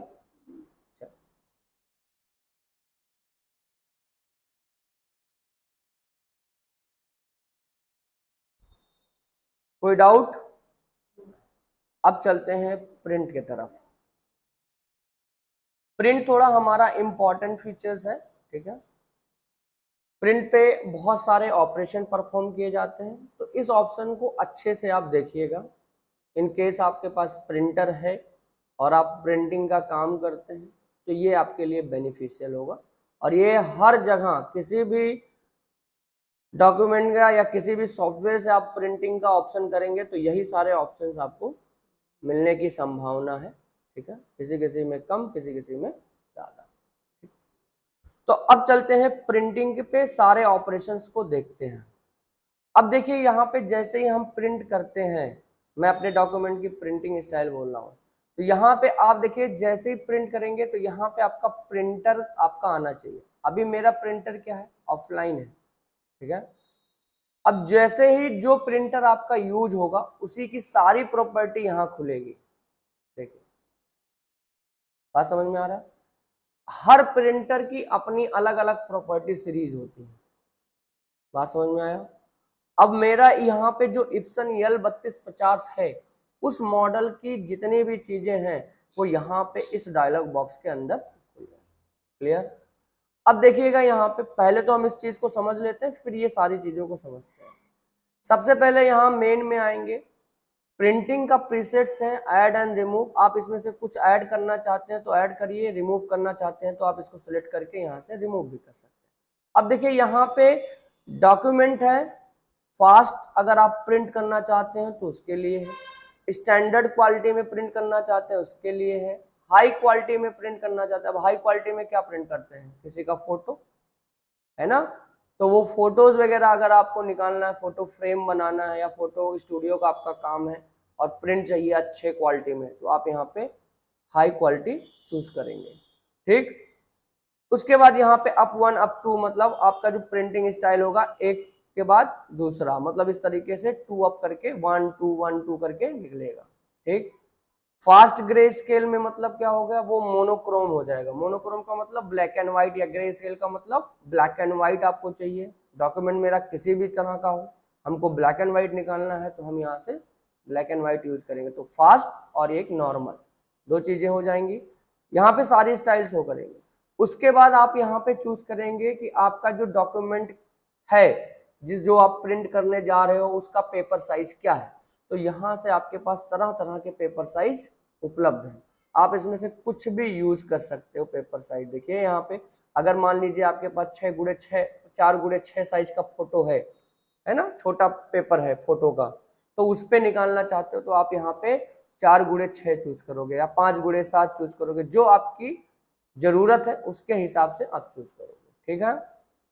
अब यहाँ पे देखो जैसे ही फोटो आ रहा है हमारे पास, देखो कुछ ऑप्शन इनेबल हो रहा है, जैसे बॉर्डर लेस चाहिए है ना, तो आप यहाँ पे इनेबल कर दो। बॉर्डर चाहिए तो आप यहाँ पे अनचेक कर दो, ठीक है। तो ये सारे ऑप्शन आपको आएंगे कुछ। उसके बाद हमारा पेपर का ओरिएंटेशन, प्रिंटिंग कैसी चाहिए आपको, पोर्ट्रेट चाहिए या लैंडस्केप फॉर्म में चाहिए, मतलब जिसमें लंबाई अधिक होती है, लेंथ अधिक होती है, विड्थ कम होती है, वो होती है पोर्ट्रेट। जब लंबाई चौड़ाई बन जाती है और चौड़ाई लंबाई बन जाती है तो हो जाती है हमारी लैंडस्केप। क्लियर, बात समझ में आ रहा है। उसके बाद यहाँ पे प्लेन पेपर टाइप है, अगर आपका पेपर प्लेन है तो आप यूज करोगे, अगर आपका ग्लॉसी पेपर है, फोटो इंक पेपर है तो वो आप चूज करोगे, मेटी पेपर है वो यूज करोगे, या अल्ट्रा ग्लॉसी टाइप का पेपर है वो यूज करोगे। यानी कि यहाँ पे आपके जो भी पेपर साइज हैं वो यूज करोगे। एम्बलप है, लिफाफा है, उस पर प्रिंटिंग चाहते हो तो यहाँ एम्बलप यूज करोगे, एनवेलप क्या होता है? लिफाफा, है ना, जिसमें आप चिट्ठी रखते हो। क्लियर? अब तो सब लोग मेल वगैरह यूज करते हो, अभी चिट्ठी उट्ठी का तो काम चला गया है ना। चलिए, तो ये होता है। उसके बाद यहाँ पे भी आप क्वालिटी देखो, यहाँ चूज करेंगे तो क्वालिटी यहाँ चेंज हो जाती है, पर अगर आपने कभी नहीं चूज किया और आप यहाँ पे चेंज करना चाहते हो तो यहाँ से भी आप अपनी क्वालिटी को चेंज कर सकते हो। कलर आप जो भी रखना चाहते हो, अगर आपने कलर रखा है तो कलर में प्रिंटिंग होगी, grey scale black and white में प्रिंट होगी, ठीक है। अगर आपके प्रिंटर में डबल साइड प्रिंटिंग की ऑप्शन है तो आप यहाँ से उसको ऑन कर देंगे, मैनुअल या लॉन्ग एज जो भी आपको करना है वो दोनों में से कोई भी यूज करें, ठीक है। बात समझ में आया?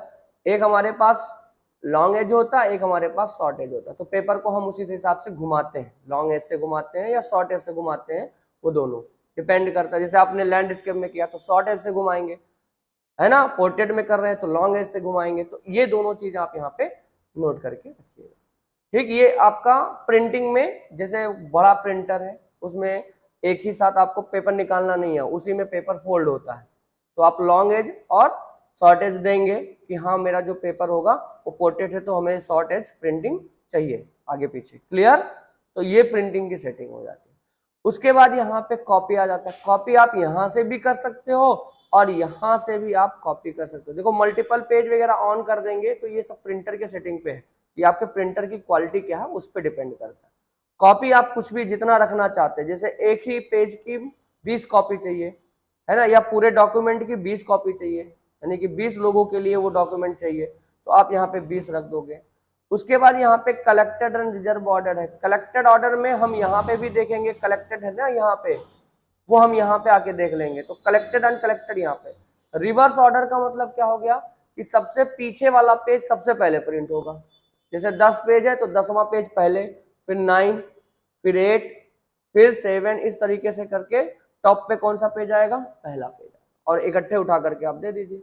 अदरवाइज क्या होगा, अगर ये रिवर्स ऑर्डर नहीं होगा तो पहला, फिर दूसरा, फिर तीसरा, तो जो पहला पेज है वो नीचे होता चला जाएगा, तो आपको प्रॉब्लम आएगी। मान लो 1000 प्रिंटिंग है तो 1000 पेज को आपको क्या करना पड़ेगा? फिर सही करना पड़ेगा एक बुक बनाने के लिए। तो ये सब चीजों का ध्यान रखना जरूरी है। बाकी इसमें कोई दिक्कत आती है, जैसे मान लीजिए रिस्टोर डिफॉल्ट, कुछ सेटिंग में आपको डिफॉल्ट करना है तो यहाँ पे हम डिफॉल्ट कर लेंगे, तो जैसे हमारा पहले था वैसे ही हम कर लेंगे।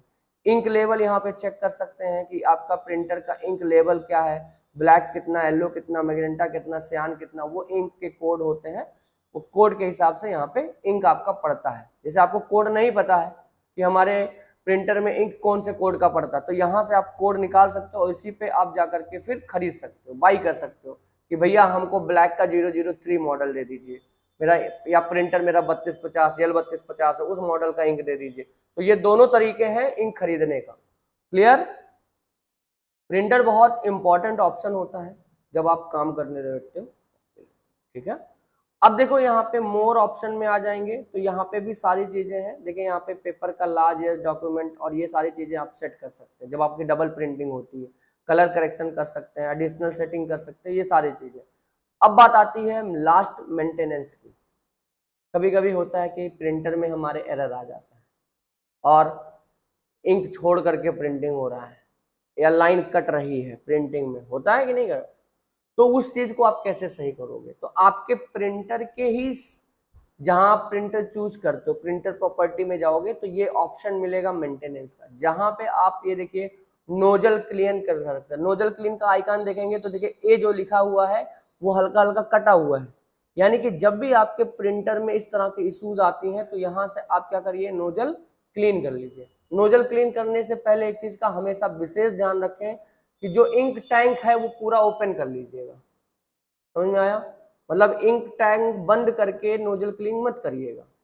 अगर क्वालिटी चाहिए तो आप क्या करिए, होने तो हो जाता है लेकिन एक सही तरीका है कि आप इंक टैंक को खोल लीजिए, उसके सारे इंक के जितने भी ढक्कन है वो हटा लीजिए। उसके बाद आप यहाँ पे नोजल क्लीन करिए, हेड क्लीन करिए। हेड से कोई प्रॉब्लम आ रही है तो उसको क्लीन कर लीजिए। एक आध महीने में, है ना, अगर मान लीजिए 500-600 पेज निकल गया है और हेड क्लीन कर लिया करिए, थोड़ा सा हेड हमारा बना रहेगा, सूखने नहीं पाएगा। स्प्रे होता है ना, इंक का स्प्रे होता है, थोड़ा इंक हमारा वेस्ट होता है पर हेड हमारी क्लीन हो जाती है, अच्छी हो जाती है। है ना। मान लीजिए आपने 15 दिन नहीं काम किया, पता लगा हेड का जो इंक है वो सूख गया, तो प्रिंटिंग नहीं करेगा। तो हमेशा इस चीज को ध्यान रखिएगा। पावर क्लीनिंग, कोई पावर इश्यूज आ रहा है तो उसको आप क्लीन कर लीजिए। देखिए अगर यहाँ पे देखिए ए कुछ इस तरीके से आ रहा है, मतलब कभी कभी होता है ना कैरेक्टर आपस में आधे कट के इधर हो जाते हैं, तो अगर उस तरह का इश्यूज आ रहा है तो आप प्रिंट हेड अलाइनमेंट को सही कर लीजिए। ठीक, बाकी आप यहाँ पे स्टेटस वगैरह चेक कर सकते हैं, सेटिंग है ना, ये सब जा करके आप यहाँ पे चेक कर सकते हैं। सॉफ्टवेयर अपडेट करना चाहते हैं अपने प्रिंटर का तो यहाँ से आप अपडेट भी कर सकते हैं। क्लियर, आपके देखिए यहाँ पे सारे वर्जन वगैरह क्लियर मिलेंगे, आपको सारे इंस्ट्रक्शन मिल जाएंगे। तो ये सारे प्रिंटर की हमारे सेटिंग हो जाती है, उसकी प्रॉपर्टीज हो जाती है जहाँ पे हम काम करते हैं। अब जो काम आप वहां से कर रहे थे वही सारा काम, जैसे यहाँ पे प्रिंट ऑल पेजेस। ठीक, अब देखते हैं अगर आपको सारे पेजेस प्रिंट करने हैं तो वो भी आप प्रिंट कर सकते हो, सारे के सारे। दूसरा आता है प्रिंट सिलेक्शन।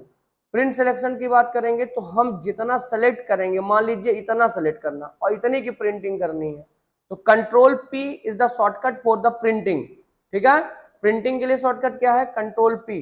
जैसे ही प्रिंट करेंगे, आप देखो अभी पूरा डॉक्यूमेंट आ रहा है, प्रिंट में प्रीव्यू दिखा रहा है कि हम पूरा कर रहे हैं, लेकिन हमने सिलेक्ट किया हुआ है। तो आप यहाँ पे जैसे सिलेक्ट यूज करेंगे तो आप देखेंगे कि हमारे प्रिंटर में जो सिलेक्शन वाली सेटिंग होगी वो ऑन हो जाएगी। अभी तो पूरा दिखा रहा, लेकिन आप इसको प्रिंट करिए एक बार। एक्चुअली यहाँ पे प्रिंटर अभी ऑन नहीं है ना, तो मैं यहाँ पे इंटरनल प्रिंटिंग कर लेता हूँ थोड़ा सा। प्रिंट सिलेक्शन में आ गए और प्रिंट कर लेते हैं, चलिए ऐसे ही नॉर्मल। और मैंने इसको डेस्कटॉप पे रखा, ध्यान दीजिएगा। इंटरनल प्रिंटिंग कर रहे हैं, पीडीएफ पे बनेगा ये, मान लीजिए यहाँ पे जी कर लेते हैं।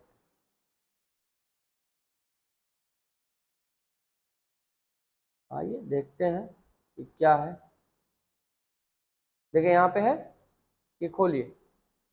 भाई प्रिंटर नहीं है, प्रिंट नहीं होगा, लेकिन काम तो होगा ही।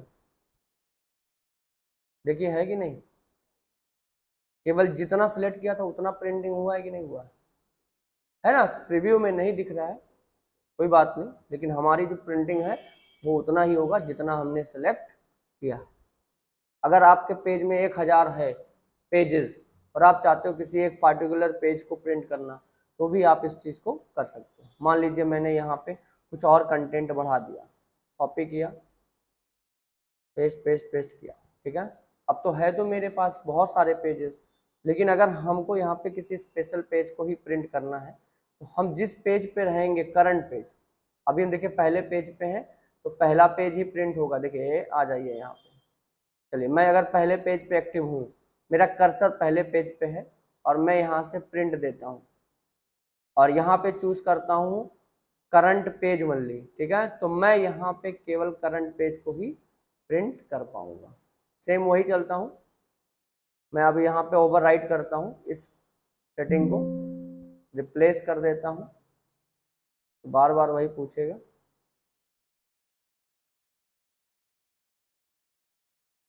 जहां आपको शंका संदेह हो कि हमको नहीं समझ में आ रहा है, वहां पूछ लीजिएगा। ये एक्सक्यूजेस मत दीजिएगा कि हम पढ़ा चुके हैं और आप घर जा कर के अपने फ्रेंड को बता रहे हो कि हमको समझ में नहीं आता है या हमको ऐसे पढ़ना है। ठीक है, कुछ लोगों को बड़ी तकलीफ होती है, लिखाया नहीं जाता है।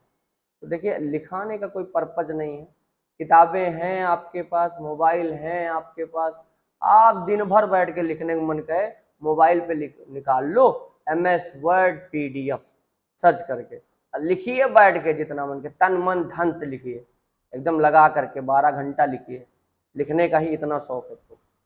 लेकिन अगर आप हमारे यहाँ आए हैं तो इस बात का ध्यान दीजिए, हम प्रैक्टिकल ही पढ़ाते हैं और आपको प्रैक्टिकल ही सीखना है। आप सीखे तो अच्छी बात है, नहीं सीखे अपनी रास्ता बना लीजिए, चुन लीजिए जिसको। हम किसी को ना जबरदस्ती पढ़ाएंगे और ना जबरदस्ती किसी को रोकने की कोशिश करेंगे। ठीक है, आपकी स्वेच्छा, आप पढ़िए। अब देखिए यहाँ पे मेरे पास यहाँ पे एक ही प्रिंट आया है कि नहीं आया है, एक ही पेज प्रिंट आया है। ठीक, कुछ लोगों का ये भी चिंता लगी रहती है कि हम अकेले हैं, है ना, हम अकेले ही तो चल रहे हैं, हम कर क्या पाएंगे। लेकिन अगर इतिहास गवाह है कि जो अकेले चला है उसी ने कारवा बनाया है। ठीक है, तो इस चीज का हमेशा ध्यान रखिए, किसी का साथ मिले या ना मिले, लेकिन हमें अपना वजूद बनाना है, हमें अपने आप में वो चीज खड़ा करना है, तब मेरे साथ लोग जुड़ेंगे। वो आज नहीं आ रहे हैं तो क्या बात है, कल वो हमको देख करके आएंगे। जब हमारे अंदर वो क्वालिटी डेवलप हो जाएगी, यार पूजा आप तो तुम बहुत कुछ सीख गई हैं, ऐसे मैं तो गलती किया, मैं पछतावा, है ना, उस समय पछताते हैं जब चिड़िया चुग जाती है खेत, जब समय निकल जाता है। तो वक्त की एक कहावत है कि वक्त के पास इतना वक्त नहीं है कि वो आपको दोबारा वक्त दे। ठीक है, तो इस चीज को हमेशा नोट करके रखिए बच्चों। आज जो पढ़ रहे हैं, जो सीख रहे हैं, वो आप फर्स्ट पे हैं। अगर कोई नहीं सीख रहा है तो आप उससे पहले हैं, और पहले जब मार्केट में आएंगे तो आप हमेशा बने रहेंगे।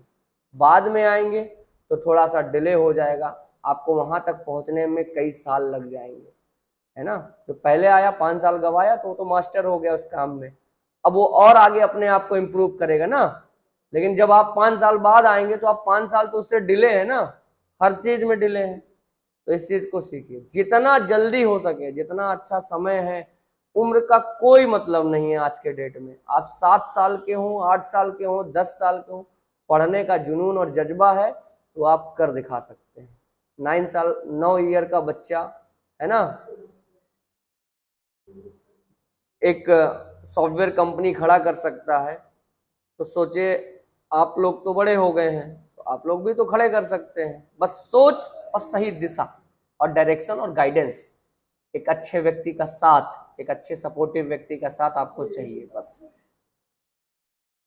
है ना। ये सारी चीजें आपको आगे बढ़ाएंगे। तो आपको प्रिंटर में समझ में आ गया मेरे प्यारे बच्चों, है ये तो समझ में आ गया ना कि प्रिंटिंग में हम print all documents, print selection और करंट पेज प्रिंटिंग का क्या मतलब होता है। अब बात आती है कस्टम प्रिंटिंग, और यहाँ हमारा काम स्टार्ट होता है थोड़ा सा। देखिए कस्टम प्रिंटिंग जब आप चूज करेंगे बेटा, तो मान लीजिए आपके डॉक्यूमेंट में बहुत सारे पेजेस हैं, है ना। तो आप चाहते हो कि मेरे पास पहला पेज प्रिंट हो, फिर तीसरा हो, फिर 5वां हो, फिर 11वां हो, फिर 13वां हो, इस तरीके की आपको प्रिंटिंग चाहिए। या फिर 13वें के बाद हमको 18 से लेके 25 तक चाहिए, इस तरीके की प्रिंटिंग चाहिए। तो आपको लिखने का तरीका पता होना चाहिए कि पेज की प्रिंटिंग करने के दौरान पेज को लिखेंगे कैसे कि हमारा वही वही पेज प्रिंट हो। बात समझ में आ रही है? तो ध्यान दीजिएगा, जैसे यहाँ पे पेज पे जब आएंगे और आप जब कस्टम पेज सेलेक्ट कर लेंगे, ध्यान दीजिएगा बहुत अच्छे से इधर बेटा, ठीक है। तो यहाँ पे लिखने का क्या तरीका है, पहला पेज, फिर आपको चाहिए 5वां पेज तो कॉमा लगा के 5वां पेज, फिर आपको चाहिए 13वां पेज तो कॉमा लगा के 13वां पेज, और फिर आपको 18 से लेके 25 चाहिए तो 18 से मतलब हाइफन लगाइए छोटा सा, ठीक है। उसके बाद 18 से 25 फिर कॉमा लगाइए। अब आपको 37 नंबर पेज चाहिए तो 37 नंबर। अब ये जितना भी पेज का आपने लिखने का तरीका सीखा, पेज को सेपरेट करने के लिए कॉमा लगाते हैं, ठीक है। कॉमा लगा लगा करके आप पेज को सेपरेट कर लीजिएगा, क्लियर। और इतना ही पेज आपका प्रिंट हो जाएगा, क्लियर है, कोई बात दिक्कत नहीं है ना। अब देखिए यहाँ पे आता है प्रिंट, देखिए इसके अंदर एक और ऑप्शन होता है जैसे ओनली प्रिंट ऑड पेज और ओनली प्रिंट इवन पेज। तो ऑड पेज प्रिंट करना चाहते हैं 2 4 1 3 5 7 इस तरीके से निकलेगा। इवन करना चाहेंगे तो 2 4 6 8 इस तरीके से निकलेगा। ऑड और इवन समझ में आता है ना पूजा? इवन क्या होता है, ऑड क्या होता है, नहीं पता? सम संख्या पता है, सुना है सम संख्या क्या होता है? सम संख्या क्या होता है? सम संख्या, सम संख्या किसे कहते हैं? बताइए क्या होता है सम संख्या? पता होना चाहिए ना, अब तो आप इतने बड़े हो, 12th पास आउट हो गए हो ना, तो सम संख्या पता होना चाहिए। सम संख्या क्या होती है? ऐसी संख्या जो 2 से कटती हो, उसे हम क्या बोलते हैं? सम संख्या। तो कौन कौन सी संख्या है सम? 2, 4, 6, 8, 10 है ना। 2 के मल्टीपल्स में 3 क्यों होगा? 3 2 से डिविजिबल है नहीं। एक, हाँ, 1, 3, 5, 7, 11, 13 ये सब हमारे क्या है? विषम संख्या। ऐसी संख्या जो 2 से नहीं कटती हैं उसे विषम संख्या। तो इवन और ऑड पेज का मतलब हो गया जो 2 नंबर के पेज है, 4 नंबर के पेज है, ये हमारे इवन हो गए। जो 1 नंबर के पेज है, 3 नंबर के पेज है, 5 नंबर के पेज है, ये हमारे क्या हो जाएंगे? ऑड। तो इवन और ऑड पेजेस अगर आपको प्रिंट कराना है तो भी आप यहां से सिलेक्ट कर सकते हैं, है ना। और अगर यहां से नहीं सिलेक्ट कर रहे हैं तो यहां से भी आप सिलेक्ट कर सकते हैं, ठीक है। चलिए, यहां से इवन ऑड नहीं सिलेक्ट होता, यहाँ पे आपका जैसे प्रिंट 1 साइड और 2 साइड प्रिंट होता है, ठीक है। जैसे आप चाहते हो कि एक पहला हमारा पेज हो जाए, है ना, फिर उसके बाद क्या करें? सेकंड या बोथ जब हम करेंगे ना तो ये पहला दूसरा पहला तीसरा पांचवा ऐसे निकालेगा। अब चूंकि उसके पीछे दूसरा है तो हमको यहाँ पे print 1 side, only print 1 side of the page. अगर एक साइड पेज में प्रिंट करना है तो भी चलेगा, और दोनों साइड करना है तो यहाँ पे आपको मैनुअल बोथ साइड यूज करना पड़ेगा। तो ये प्रिंट निकालेगा, एक निकालेगा फिर रुक जाएगा, तब फिर पेज पलटिए, फिर लगाइए तो दूसरा पेज प्रिंट करेगा, फिर तीसरा करेगा, प्रिंट निकाल देगा, फिर तीसरे पे रुक जाएगा, फिर मैसेज आ जाएगा आपको, और फिर वो तीसरा प्रिंट करने के लिए बोलेगा चौथा, तो पेज फिर पलट गया तो फिर चौथा। तो इस तरीके से टाइम ड्यूरेशन आपका बढ़ेगा। ये क्लियर हो गया? 1 साइड करना तो सीधे एक साइड में चलता रहेगा, ठीक, एक एक पेज निकालता चला जाएगा, 1 2 3 4, वो पलटने के लिए आपसे पूछेगा नहीं। जब आप चाहते हो कि पेज पलट के आए, हम दूसरा प्रिंट पेज के दूसरे पेज पे करना चाहते हैं दूसरा पेज, तो वो आपके लिए वही है। नेक्स्ट यहाँ पे कलेक्टेड और अनकलेक्टेड है। कलेक्टेड अनकलेक्टेड में मतलब देखिए 1 2 3, ऐसे क्या मतलब हो गया कि जैसे आपने मल्टीपल कॉपी किया, जैसे मान लीजिए आपको 2 कॉपी चाहिए या 3 कॉपी चाहिए, होता है कि नहीं होता? जैसे मान लीजिए आप क्वेश्चन पेपर बना रहे हो तो पहले पेज की 3 कॉपी चाहिए, दूसरे पेज की 3 कॉपी चाहिए, तीसरे पेज की 3 कॉपी चाहिए। तो इस तरीके से देखिए, अगर हर पेज की 3 कॉपी चाहिए तो यहाँ देखिए 1 1 1, 2 2 2, 3 3 3, है ना। बात समझ में आया? तो पहला पेज 3 बार कॉपी करेगा, देखो यहाँ 3 बार लिखा है तो पहला पेज वो 3 बार कॉपी करेगा, 1 1 1 1 1 1 निकलता जाएगा। जब 10 करेंगे तो 1 1 1 1 10 बार निकलेगा, फिर दूसरा पेज 10 बार निकलेगा, फिर तीसरा पेज 10 बार निकलेगा। और अगर आपने कलेक्टेड यूज किया है तो भैया देखिए एक बार 1 से लेकर के 3 तक निकाल देगा, फिर उसके बाद फिर 1 से लेकर के 3 तक निकाल देगा, फिर 1 से लेकर के 3, है ना, 3 तक निकाल देगा। इस तरीके से 1 2 3 1 2 3, अगर 3 पेजेस के डॉक्यूमेंट है तो, ठीक है। तो कलेक्टेड और अनकलेक्टेड समझ में आ गया। दूसरा चीज है अब यहाँ पे पेपर के ओरिएंटेशन। हमेशा दिमाग में ये बैठा लीजिए, मेमोरी फिक्स्ड मेमोरी में डाल लीजिए अपने, कौन से? सेकेंडरी मेमोरी में डालिए, टेम्परेरी में मत डालिएगा, नहीं तो उड़ जाएगा यहाँ से जाते ही, ठीक है। सिस्टम बंद होते ही वो मेमोरीज गायब हो जाती। तो फिक्स मेमोरी में ये डालिएगा, जब भी आपसे ओरिएंटेशन के बारे में पूछे तो हमेशा ये चीज याद रखिएगा, दुनिया में किसी भी सॉफ्टवेयर पे रहेंगे तो पेपर के सिर्फ और सिर्फ 2 ही ओरिएंटेशन होते हैं, एक होता है पोर्ट्रेट और एक होता है लैंडस्केप। बात समझ में आ रहा कि अगर आपका बुक या कॉपी इस तरीके से है तो इसको बोलते हैं पोर्ट्रेट, और जब ये इस तरीके से हो जाएगा तो क्या हो जाएगा? लैंडस्केप, ठीक है। अब हर चीज हिंदी में नहीं सीखना है, पॉसिबिलिटीज नहीं होती हैं, थ्योरी चलिए ठीक है, लेकिन जब आप प्रैक्टिकल करने बैठते हैं तो यहाँ कंप्यूटर में कुछ हिंदी वर्ड नहीं लिखा रहता है। बात समझ में आ रहा है? इंग्लिश में ही पढ़ना है, इंग्लिश में ही सीखना है। चाहे तो आप इस सॉफ्टवेयर को हिंदी में कर सकते हैं अपने लैंग्वेज में, क्योंकि यूनिकोड जब से आ गया है तब से आप किसी भी भाषा में इस चीज को लिख पढ़ समझ सकते हैं। क्लियर? चलिए, बात समझ में आ गया। फिर पेपर की साइज के बारे में मैंने आपको बता दिया कि पेपर के हमारे पास डिफरेंट साइज होती है। जैसे अगर लेटर साइज की बात करेंगे 21.59 सेंटीमीटर इसकी क्या होती है? विड्थ होती है, है ना, और हाइट कितनी होती है 27.94 सेंटीमीटर। ये सब इंपॉर्टेंट है, ये मत समझिएगा। अगर आपसे एग्जाम में लेटर का साइज पूछ लिया तो आपको लेटर साइज याद होना चाहिए, कुछ चीजें याद होनी चाहिए, जैसे लेटर साइज और एक A4 का साइज, दो। A3 की साइज क्या होती है, ठीक है। तो यहाँ पे देखिए A4 की साइज कितनी होती है 21 सेंटीमीटर इंटू 29.7 सेंटीमीटर। क्लियर। तो ये सारी सेटिंग आएगी। अच्छा, A4 बड़ा होता है या A3 बड़ा होता है? A4 बड़ा होता है या A3 बड़ा होता है? हाँ, A4 बड़ा होता है, A3 बड़ा होता है। साइज देखो 21 सेंटीमीटर 29, यहाँ 29 से 42, तो ये बड़ा होगा कि ये बड़ा होगा? A3 बड़ा होगा। ऐसे समझो एक बड़ा पेपर है ना, अगर उसको 4 पार्ट कर देंगे, ठीक है, बात समझ में? तो जो बड़ा पेपर है वो A1 साइज का है, वो क्या है? A1 साइज का बड़ा पेपर। अगर हम उसके 2 पार्ट कर देंगे बराबर, तो वो क्या हो जाएगा? A2 size. A2 साइज का होगा, है ना, दोनों।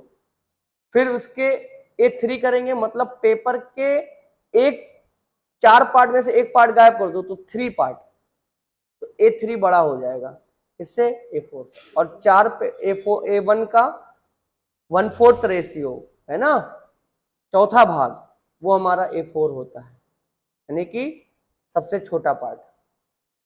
फिर A5 उससे छोटा, फिर A6 उससे छोटा। तो इस तरीके से देखो यहाँ पे छोटा है ना, बात समझ में आया? A4 से A5 क्या है? छोटा है। तो 1 सबसे बड़ा, 2 उससे बड़ा, है ना, उससे छोटा, A3 उससे छोटा, A4 उससे छोटा, A5 उससे छोटा, A6 उससे भी छोटा। क्लियर, समझ में आया? पेपर का साइज आप चेंज करना चाहते हो तो आप यहाँ पे देखिए मोर पेपर साइज है। आपका पेपर, अगर पेपर आपका बिघे भर का है, 1 किलोमीटर का पेपर है, तो प्रिंट करना है तो आप यहाँ पे पेपर का साइज अपने हिसाब से विड्थ और हाइट यहाँ पे डिफाइन कर दीजिए। अब आपको यहीं से, जब मैं आपको आईडी कार्ड बनाना बताऊंगा, है ना, ध्यान दीजिएगा, तो आईडी कार्ड की जो साइज होती है आपको सेंटीमीटर में नापना है, किसी एक का एग्जाम्पल लेकर, और उसकी विड्थ और हाइट उस चीज को यहाँ पे रखेंगे। जैसे मान लीजिए मुझे छोटे साइज का एक आईडी कार्ड बनाना है, तो आप पेपर साइज यहाँ पे डिफाइन कर सकते हैं। जैसे 3 इंच और 2 इंच में आपका आईडी कार्ड बनता है, तो यहाँ पे इंचेस को आप सेंटीमीटर में कन्वर्ट कर लीजिएगा और यहाँ पे आप रखिएगा। क्लियर। तो आपका जो पेपर साइज होगा वो चेंज हो जाएगा। क्लियर हो जाएगा। आप इसको प्रैक्टिकल करके देखिएगा, मैं अभी नहीं बता रहा हूं, आप करिएगा, ठीक। उसके बाद यहाँ पे मार्जिन आ जाएगा। तो मार्जिन क्या होता है? जो ये आप यहाँ पे पेज के चारों तरफ जो एरिया देखते हो, है ना, आप देख रहे हो ये पेज है और इस पेज के चारों तरफ कुछ एरिया है, ध्यान दीजिएगा, रुकिए थोड़ा सा, यहाँ पे इस पेज को फिट कर लीजिएगा। ये यहां से आप क्लिक करेंगे तो ये फिट टू पेज हो जाएगा। तो आप यहाँ पे देख रहे हो, जैसे मान लीजिए ये एरिया है हमारे पास, तो ये जो एरिया है ना, इसी को हम लोग बोलते हैं मार्जिन। जो ये चारों तरफ पेज के खाली एरिया, देखिए नीचे भी है और ऊपर भी है, तो 4 मार्जिन एरिया होता है, टॉप, बॉटम, लेफ्ट और राइट, ठीक है। तो इस चीज को आपको मार्जिन को सेट करना है। नैरो करेंगे, देखिए डिफॉल्ट, अगर बाय डिफॉल्ट अगर हम बात करेंगे तो वैसे तो पेपर पे 1-1 इंच चारों तरफ से स्पेस होता है, 1 इंच ऊपर से, 1 इंच नीचे से, 1 इंच बाएं से, लेफ्ट से और राइट से, ठीक। देखिए यहाँ पे वो सेंटीमीटर में है, नॉर्मल में जाएंगे 2.54 सेंटीमीटर, 2.5 सेंटीमीटर, 2.5454 दोनों, चारों देखो, चारों यहाँ पे टॉप, लेफ्ट, बॉटम और राइट। नैरो करेंगे तो और कम हो जाएगा, है ना, इसका हाफ हो जाएगा, नैरो में नॉर्मल का हाफ हो जाता है। मॉडरेट अपने हिसाब से कर सकते हैं। अच्छा, अब मान लीजिए आपको प्रिंटिंग कस्टमाइज करना है, कस्टम मार्जिन रखना है, यानी कि जैसे आपने देखा होगा, डीड देखा है कभी घर पे, डीड देखा है, एग्रीमेंट देखा है, देखा होगा कि ऊपर 100 रुपए का, 500 का नोट लगा रहता है ना, और उसी के नीचे वो सारा किसी का अगर डीड होता है, हमने किसी को रेंट दिया तो हम क्या कराते हैं, एग्रीमेंट करवाते हैं। एग्रीमेंट पेपर देखा है कभी किसी ने, देखे हो ना? तो अब उसके अगर उस 500 रुपए पे प्रिंट कर देंगे तो वो डीड क्या हो जाएगी, खराब हो जाएगी। तो आपको क्या करना पड़ेगा, उतनी मार्जिन सेट करनी पड़ेगी, उससे नीचे प्रिंट करना पड़ेगा। तो इसके लिए ध्यान दो, मैं यहाँ पे करके बता रहा हूँ आपको। तो नॉर्मल मार्जिन यहाँ पे कस्टम मार्जिन में चले जाइएगा, ठीक है। और यहाँ पे जो भी मार्जिन आपको सेट करना होगा, जैसे टॉप से मुझे 5 सेंटीमीटर चाहिए, नाप के करिएगा तो देखिएगा आपका 5 सेंटीमीटर यहाँ नीचे आ गया। अगर और करना है, ध्यान दीजिए इधर, और करना मान लीजिए 10 सेंटीमीटर है, या मान लीजिए हमारे पास 8 सेंटीमीटर का स्पेस चाहिए, तो 8 सेंटीमीटर का स्पेस, देखिए इतना स्पेस आ गया। अब जो आप प्रिंट करेंगे, यहाँ पे मैं प्रिंट करता हूं, तो आप देखेंगे प्रिंटिंग में आपके मार्जिन का स्पेस वही रहेगा। चलिए इसी पे प्रिंट कर देता हूं, ओवरराइट। यहां आ जाइए। ये प्रिंटिंग के ऑपरेशन आपके लिए सबसे ज्यादा इंपॉर्टेंट है, ठीक है, इसको अच्छे से पढ़िएगा। कुछ समथिंग रॉन्ग दिखा रहा है, ओपन तो नहीं था डॉक्यूमेंट कोई। चलिए एक बार फिर से ट्राई कर लेते हैं, कोई बात नहीं। समथिंग रॉन्ग दिखा रहा है, तो एक बार फिर से प्रिंट में कर लेते हैं।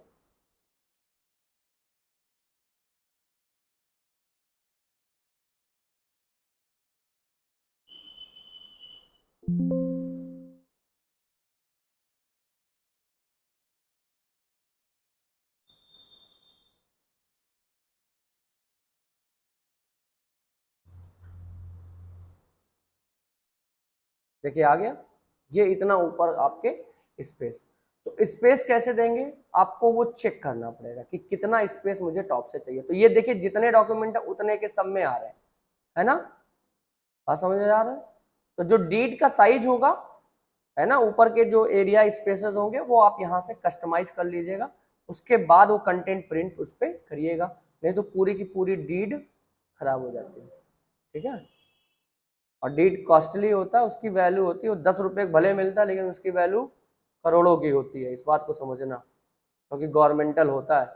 गवर्नमेंट में अगर आपका अर्थदंड 1,000 रुपये लगा है ना, तो समझ लेना कि वो बहुत बड़ी बात है, अर्थदंड देना 1,000 रुपया सरकार के नजरिए से, ठीक।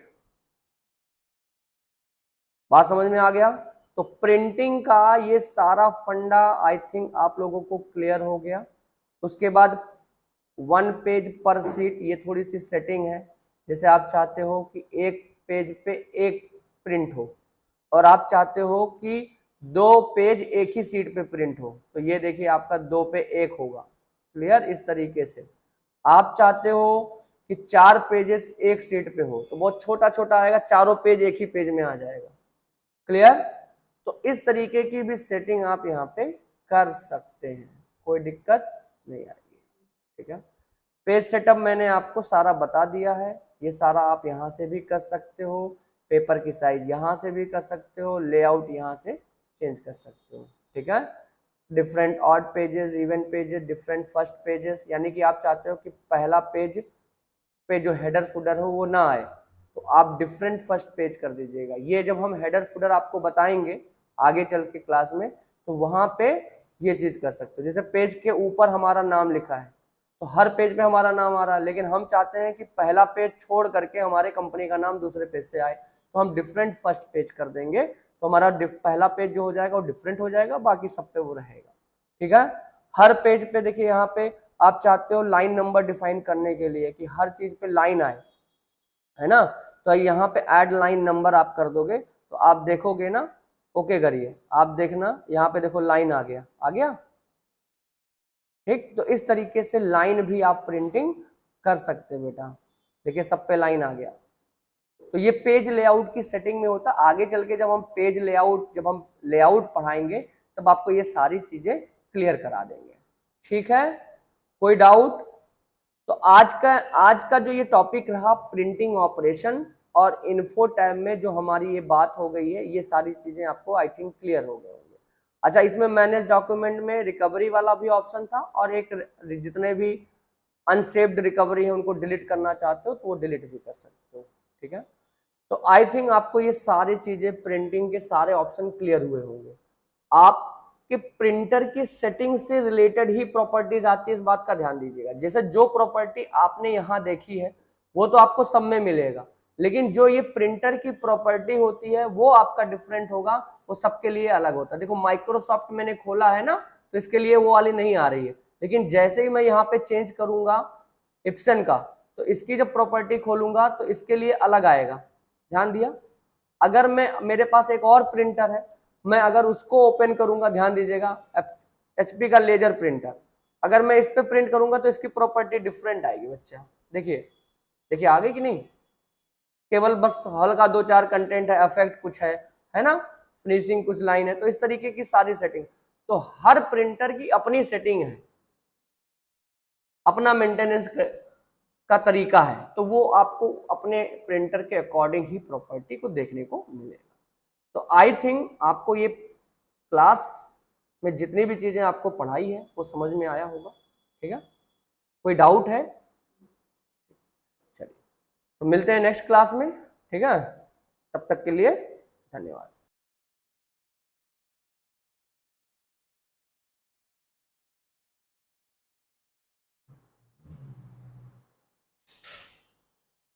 तो पिछली क्लास में हम लोगों का फाइल टैब में होम, न्यू, ओपन, है ना, इन्फो टैब हो गया पूरा, सेव एज समझ में आ ही गया था, प्रिंट का पूरा सेटिंग हम लोगों ने कवर कर लिया।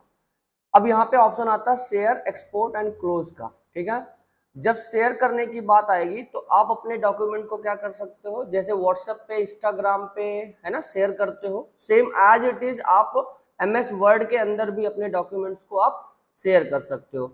जैसे यार शेयर विद द पीपल, जो आपके पीपल्स अटैच हैं इसमें लिंक्डइन प्रोफाइल से या गूगल आउटलुक से, उनको आप शेयर कर सकते हो। ईमेल वाला आपका यहाँ पे है। ठीक है, जैसे मान लो आप तुरंत यहाँ से ईमेल करना चाहते हो अपने, तो आप यहाँ पे फाइल अटैच कर लो, यहाँ से सेंड एज ए PDF कर लो। देखो अभी आपको इंटरनेट चाहिए, मेल की कनेक्टिविटी चाहिए, वो सारा चीज करना पड़ता है। ठीक है, और आपको ईमेल को भी कॉन्फ़िगर करना पड़ता है, पॉपअप और SMTP वहाँ पे करना पड़ता है।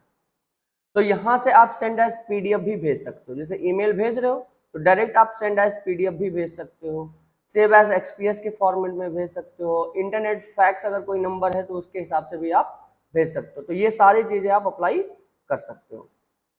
प्रेजेंट ऑनलाइन, अगर आप जैसे मीटिंग में हो, किसी जूम मीटिंग में या किसी और मीटिंग में हो, तो यहीं से आप उसको प्रेजेंटेशन ऑनलाइन करके कर सकते हो। जैसे आप यहाँ पे क्लिक करेंगे तो आपसे ये पूरा कॉन्फ़िगरेशन पूछेगा। अभी देखिए स्टार्टिंग ऑनलाइन सेटिंग सारा कैंसिल है, तो यहाँ पे आपको नेटवर्क कनेक्टिविटी चाहिए होगा जिससे आप तुरंत शेयर कर सकते हो। तो शेयर करने का ऑप्शन वही है जैसे आप व्हाट्सएप पे, इंस्टाग्राम पे शेयर करते हो, एज इट इज।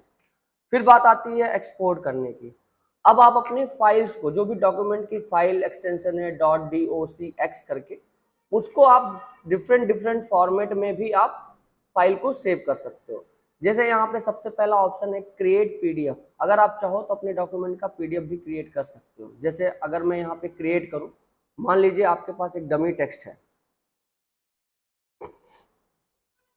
ये है डमी टेक्स्ट, इसमें मैंने लिख दिया, थोड़ा सा यहाँ पे एक हेडिंग डाल देता हूँ, इंट्रोडक्शन। ठीक है,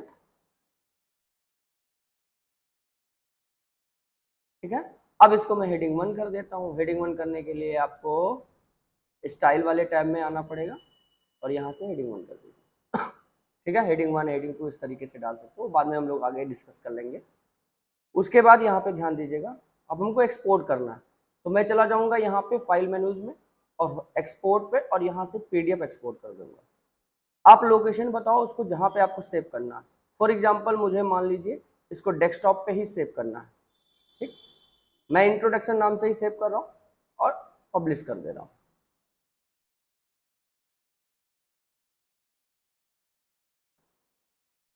चलिए आइए देखते हैं क्या हमारा एक्सपोर्ट होकर के, ये देखिए आपका फाइल ओपन होकर के आ गया। ठीक है, इस तरीके से आपका ये PDF के फॉर्म में बन गया। तो आप कोई भी डॉक्यूमेंट वहां डिजाइन करिए, एज इट इज PDF आपको एक्सपोर्ट कर लेना है, तो आपका वो सारा फॉर्मेट क्या हो जाएगा, PDF के फॉर्मेट में रहेगा। क्लियर? जहां भी बात ना समझ में आए आप मुझसे पूछ लीजिएगा।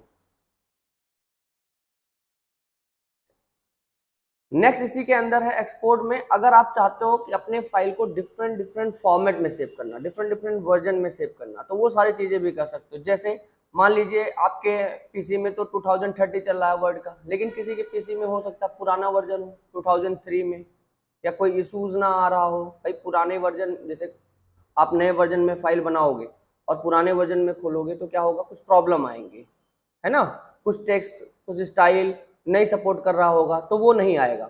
तो आपको क्या करना, उस फॉर्मेट में इस चीज को सेव करना। जैसे मान लीजिए डॉक्यूमेंट 97 से 2003 के बीच में फॉर्मेट सेव करना, तो आप यहाँ पे क्लिक करके सेव एज कर दीजिए। ठीक, आपको डॉक्यूमेंट केवल टेक्स्ट के फॉर्मेट में चाहिए तो आप इसको क्लिक करिए और सेव कर दीजिए।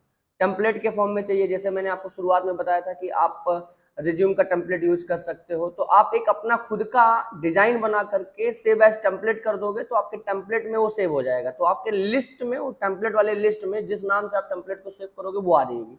तो आप उसको हमेशा बार बार कहीं भी यूज कर सकते हो उसी फॉर्मेट को। अगर कोई डिजाइन आपको पसंद आ रही है तो आप उसको हमेशा बार बार यूज कर सकते हो। जैसे मान लीजिए आपका अपना खुद का कोचिंग इंस्टीट्यूट है और आपने किसी कोचिंग इंस्टीट्यूट के लिए आप क्या कर रहे हो, एक पीडीएफ के लिए बैकग्राउंड के लिए एक लोगो डिजाइन कर रहे हो, कुछ थंबनेल वगैरह की तरह, मतलब ऊपर हेडिंग वगैरह डिफाइन कर रहे हो, नीचे हेडर कुछ डिफाइन कर रहे हो, है ना, कि एड्रेस है, फोन नंबर है, वो सब परमानेंट चाहिए और हर बार आपको लिखना पड़ेगा, हर डॉक्यूमेंट के लिए वही चाहिए। तो आप एज ए टेम्पलेट बना करके उस चीज को सेव कर लीजिए, वो आपका यूज होता रहेगा। ठीक है, प्लेन टेक्स्ट के फॉर्मेट में सेव कर सकते हो। तो अलग अलग तरीके के, अगर कोई और फॉर्मेट है तो यहाँ सेव एज अनदर फॉर्मेट में करिए, अनदर फाइल टैब में आपके डिफरेंट डिफरेंट यहाँ पे फॉर्मेट आ जाएंगे।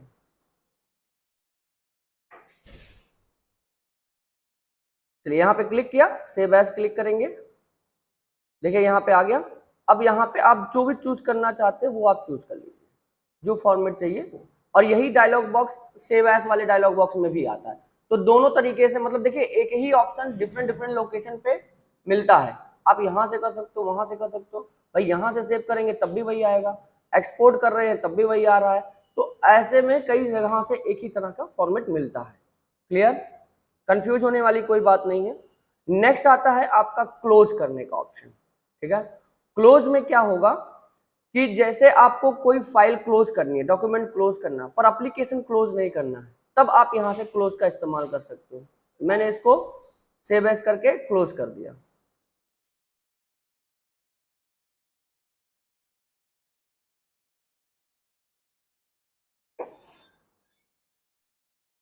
देखिए, ठीक है, तो आपका क्या हो गया, फाइल क्लोज हो गया, डॉक्यूमेंट क्लोज हो गया, पर आपका एप्लीकेशन अभी भी खुला हुआ है। तो आपसे अगर कभी ऑप्शन में पूछे कि कौन से ऑप्शन का इस्तेमाल करके हम डॉक्यूमेंट फाइल को बंद कर सकते हैं पर एप्लीकेशन को नहीं बंद कर सकते, तो वो है क्लोज ऑप्शन। ठीक है, इस चीज को आप नोट करिए। छोटी छोटी बातें हैं पर जहन में जब रहेगी तो आप उस चीज को कवर कर लेंगे। तो फाइल मेनू आई होप आपको पूरी तरीके से क्लियर हो गया होगा। ठीक है, अब कोई डाउट इसमें नहीं होगा। अब इसमें देखिए थोड़ा सा कुछ अकाउंट की सेटिंग है और ऑप्शन के बारे में। तो अकाउंट में जब आप जाएंगे तो आप थीम वगैरह चेंज कर सकते हैं। ये जो आपका लुक एंड फील है इंटरफेस का, वो चेंज कर सकते हैं। जैसे यहाँ पे देखिए ऑफिस बैकग्राउंड स्टार्ट आए, कैलीग्राफी आए, देखिए यहाँ पे देख रहे हैं ना, ये इस तरफ देखिए ऊपर सबसे टॉप पे देखिए आ रहा है। तो अलग अलग डिजाइन में यहाँ पे आपको दिखेंगे ऑफिस बैकग्राउंड में। ठीक, दूसरा है कि आप यहाँ पे जैसे चाहें उस तरीके के थीम का इस्तेमाल कर सकते हैं, ब्लैक कर सकते हैं, है ना, इस तरीके से सिस्टम यूजिंग कर सकते हैं। सिस्टम यूजिंग मतलब जिस तरह से सिस्टम होगा उस हिसाब से ये डिफाइन हो जाएगा। कलरफुल करना चाहते हैं तो कलरफुल आ जाएगा। तो ये अलग अलग तरीके के थीम्स यहाँ पे चेंज कर सकते हैं। साथ ही यहाँ पे यूजर का अकाउंट होता है, अगर आपको जरूरत पड़ती है तो आप लॉगिन भी कर सकते हैं। ठीक है, लॉगिन करके आप अपने मेल से कनेक्ट हो जाएंगे तो डायरेक्ट आप मेल वगैरह सब कुछ यूज कर सकते हैं। पर अभी भी मेलिंग कॉन्फ़िगर करना पड़ता है। आउटलुक जब मैं पढ़ाऊंगा तो आप उसमें उस चीज को क्लियर कर लेंगे। चलिए बात समझ में आ गया। उसके बाद यहाँ पे देखिएगा आपका सारा ऑफिस के वर्जन होते हैं कि आपका ऑफिस एक्टिवेटेड है या नहीं एक्टिवेटेड है, कौन से वर्जन का ऑफिस चल रहा है ना, ये सारी चीजें। लाइसेंस स्विच करना चाहते हो तो लाइसेंस स्विच कर सकते हो। यहाँ से आप इनेबल डिसेबल कर सकते हो अपने अपडेट को। अभी देखिए अपडेट मैंने बंद कर रखा है, अगर मैं इसको इनेबल करूंगा तब मुझे डिसेबल का ऑप्शन आएगा। क्लियर, तो इनेबल करूंगा तो ये अपडेट हो जाएगा, बैकग्राउंड में इसके अपडेशन प्रोसेस चलते रहेंगे हमेशा। तो इस तरीके से सारी चीजें। कोई एड ऑन्स करना है, एडिंस करना है, तो वो मैं आपको मेन्यूज से बता दूंगा, व्यू मेन्यूज में जाकर के एडिंस करना, जैसे चैट जीपीटी वगैरह डालना है, जेमिनी डालना है, तो बहुत सारे ऐसे टूल्स हैं एआई टूल्स जो आप इसमें वर्ड में यूज कर सकते हो। क्लियर।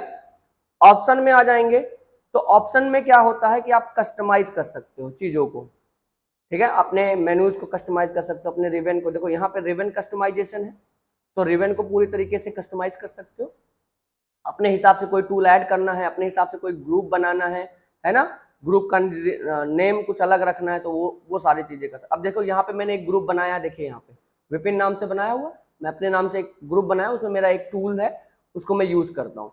तो अगर आप चाहो तो उसको आप रीनेम करना चाहते हो तो रीनेम कर लीजिए, देखिए यहाँ पे है ना कस्टम, यहाँ पे आप इसको सिलेक्ट करके इसको रीनेम कर सकते हैं, आप कुछ भी नाम दे सकते हैं, ठीक है, मान लीजिए प्रोजेक्ट डाल सकते हैं, प्रोजेक्ट वर्क, ठीक। तो इस तरीके से आप ओके कर लीजिए, तो आपका देखिए यहाँ पे नाम अभी चेंज हो जाएगा और आप अप्लाई कर दीजिए, ठीक है, देखिए यहाँ पे क्या आ गया, प्रोजेक्ट वर्क। तो इस तरीके से आप अगर अपने रिबन को कस्टमाइज करना चाहते हैं तो कस्टमाइज कर सकते हैं। साथ ही साथ आप क्विक एक्सेस टूल बार को भी कस्टमाइज कर सकते हैं। अब क्विक एक्सेस टूल बार होता कहाँ है, ये जो सबसे टॉप पे लेफ्ट कॉर्नर पे दिखता है, इसी को हम लोग बोलते हैं क्विक एक्सेस टूल बार। अब इसमें बहुत सारे ऐसे ऑप्शन है जो ऑलरेडी इसमें होते हैं, है ना, बाय डिफॉल्ट 3 चीजें आपको मिलती हैं, जैसे आपका रेड्यू करना, अंडू करना और सेव करना, ठीक। इसके अलावा आप उसमें ऐड ऑन कर सकते हो, देखो यहाँ पे मैं ऐड ऑन कर रहा हूँ, देखो यहाँ पे है ना। अब जैसे मुझे ये चाहिए था send to Microsoft PowerPoint, तो मैंने इसमें ऑल कमांड में जा करके जितने भी कमांड है आप सर्च कर लो पूरे कमांड। अब आपको जो कमांड दिखते हैं अभी लिस्ट आ जाएगी, तो थोड़ी हैवी लिस्ट होती है इसकी,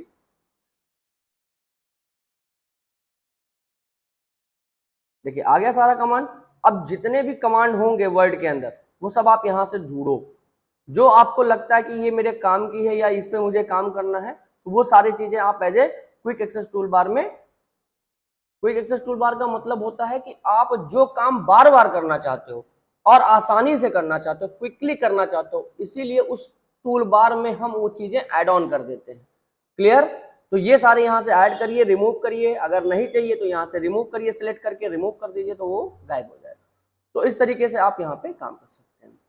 अच्छा, उसके बाद यहाँ पे जनरल सेटिंग्स भी कुछ होती हैं, जहाँ पे आपको चीजें, जैसे यहाँ पे यूजर नेम दिख रहा है, इनिशियलाइजेशन, स्टार बैकग्राउंड, यहाँ से भी आपको थीम वगैरह चेंज करने का ऑप्शन मिल जाता है, ठीक है। डिस्प्ले में जाएंगे तो क्या चीज डिस्प्ले में हो क्या ना हो, ठीक है। जैसे आप प्रिंटिंग ऑप्शन में जाएंगे तो आप जैसे कोई चाहते हो कि हिडन मैंने कोई टेक्स्ट किया हुआ है और वो प्रिंट में आए, तो आप यहाँ से ऑन कर देंगे तो प्रिंट में हिडन टेक्स्ट आएगा, और अगर आपने ऑफ कर रखा है तो हिडन टेक्स्ट कभी भी प्रिंट नहीं होगा। आप चाहते हो कि बैकग्राउंड कलर कोई लगाया हुआ है इमेज में, जैसे कभी कभी हम लगा के आपको दिखाएंगे बैकग्राउंड कलर, समझ में आया, टेक्स्ट के ऊपर मतलब टेक्स्ट के नीचे जो हमारा एरिया है, वर्किंग एरिया, पेज पे अगर हम कोई कलर लगाते हैं तो पेज कलर आए प्रिंट में, तो यहाँ पे आप चेक करो, और नहीं लाना चाहते हो तो नहीं आएगा, ठीक है। तो ये सारे ऑप्शन यहाँ से आप कर सकते हो। क्लियर। अब जैसे मैं आपको एक बार करके ही दिखा देता हूँ एक ब्लैंक डॉक्यूमेंट लेता, अब ये हमारा ये कलर है, पेज अभी कितना कलर है, व्हाइट कलर है। पेज कलर अगर आपको लगाना है तो आप यहाँ पे डिजाइन में आ जाओ, ठीक है, यहाँ पे देख रहे हो पेज कलर, मैं इसको यहाँ पे कोई भी पेज कलर लगा देता हूँ, अब कंट्रोल पी करता हूँ, कंट्रोल पी फॉर प्रिंट, तो देखो क्या कलर आ रहा है प्रिंट प्रीव्यू में, नहीं आ रहा। तो ये ऑप्शन कहाँ से आएगा, इस चीज को इनेबल करने के लिए आपको फाइल में जाना पड़ेगा, ऑप्शन में जाना पड़ेगा, ठीक है, और यहां से जो प्रिंटिंग वाला ऑप्शन है बेटा, डिस्प्ले के अंदर प्रिंटिंग, ये आप चेक करोगे, ओके कर दोगे, तब आप जब कंट्रोल पी करोगे तो आप देखोगे कि कलर प्रीव्यू में आने लगा, यानी कि अब वो प्रिंट होने के लिए रेडी। क्लियर। ये बहुत अच्छी चीज है, हिडन पार्ट होता है, लोग अक्सर क्लास वगैरह में नहीं बताते हैं, ठीक है, आपको जल्दी देखने को नहीं मिलता। ये आप अगर MS वर्ड के साइट पे जाओगे, उससे पूछोगे तो वो शायद बताए आपको, ठीक है।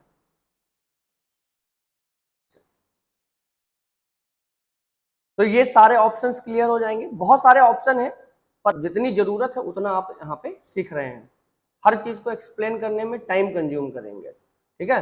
तो धीरे धीरे करके हम लोगों ने ये सारी चीजें सीख ली है, जो चीजें हमको जरूरत की है वो हमने सीख ली है। अब देखो यहाँ पे always show this format mark and screen, अगर आप चाहते हो कि इस तरह के मार्क्स हमेशा दिखते रहे तो वो आप इनेबल कर दो। स्पेस करोगे तो स्पेस में ये डॉट डॉट दिखेगा। टैब के लिए एरो स्क्रीन होता है, ठीक है। पैराग्राफ मार्क के लिए उल्टा पी इस तरह से। हिडन टेक्स्ट के लिए ए बी सी के नीचे से डॉट डॉट होता है, ठीक है। हाइफन लगाते हो तो इस तरीके से आइकन दिखेगा। कोई ऑब्जेक्ट एंकर कर रहे हो, कोई ऑब्जेक्ट ड्रैग करके ला रहे हो टेक्स्ट के साथ, तो वो सारी चीजों पे ऐसे दिखेगा। सो ऑल फॉर्मेटिंग मार्क कर दोगे तो ये हमेशा दिखता रहेगा, ठीक है। तो इसको हटाना भी पड़ेगा बार बार। आगे चल के हम कुछ काम करेंगे आपके लिए, तो आपको ये हमेशा बार बार दिखेगा, तो वो बार बार हटाओगे तो आगे के प्रैक्टिकल में वो हम लोग देखेंगे। क्लियर यहां तक का सारा बात? ठीक। तो अब हम लोग नेक्स्ट क्लास में होम टैब के बारे में देखेंगे।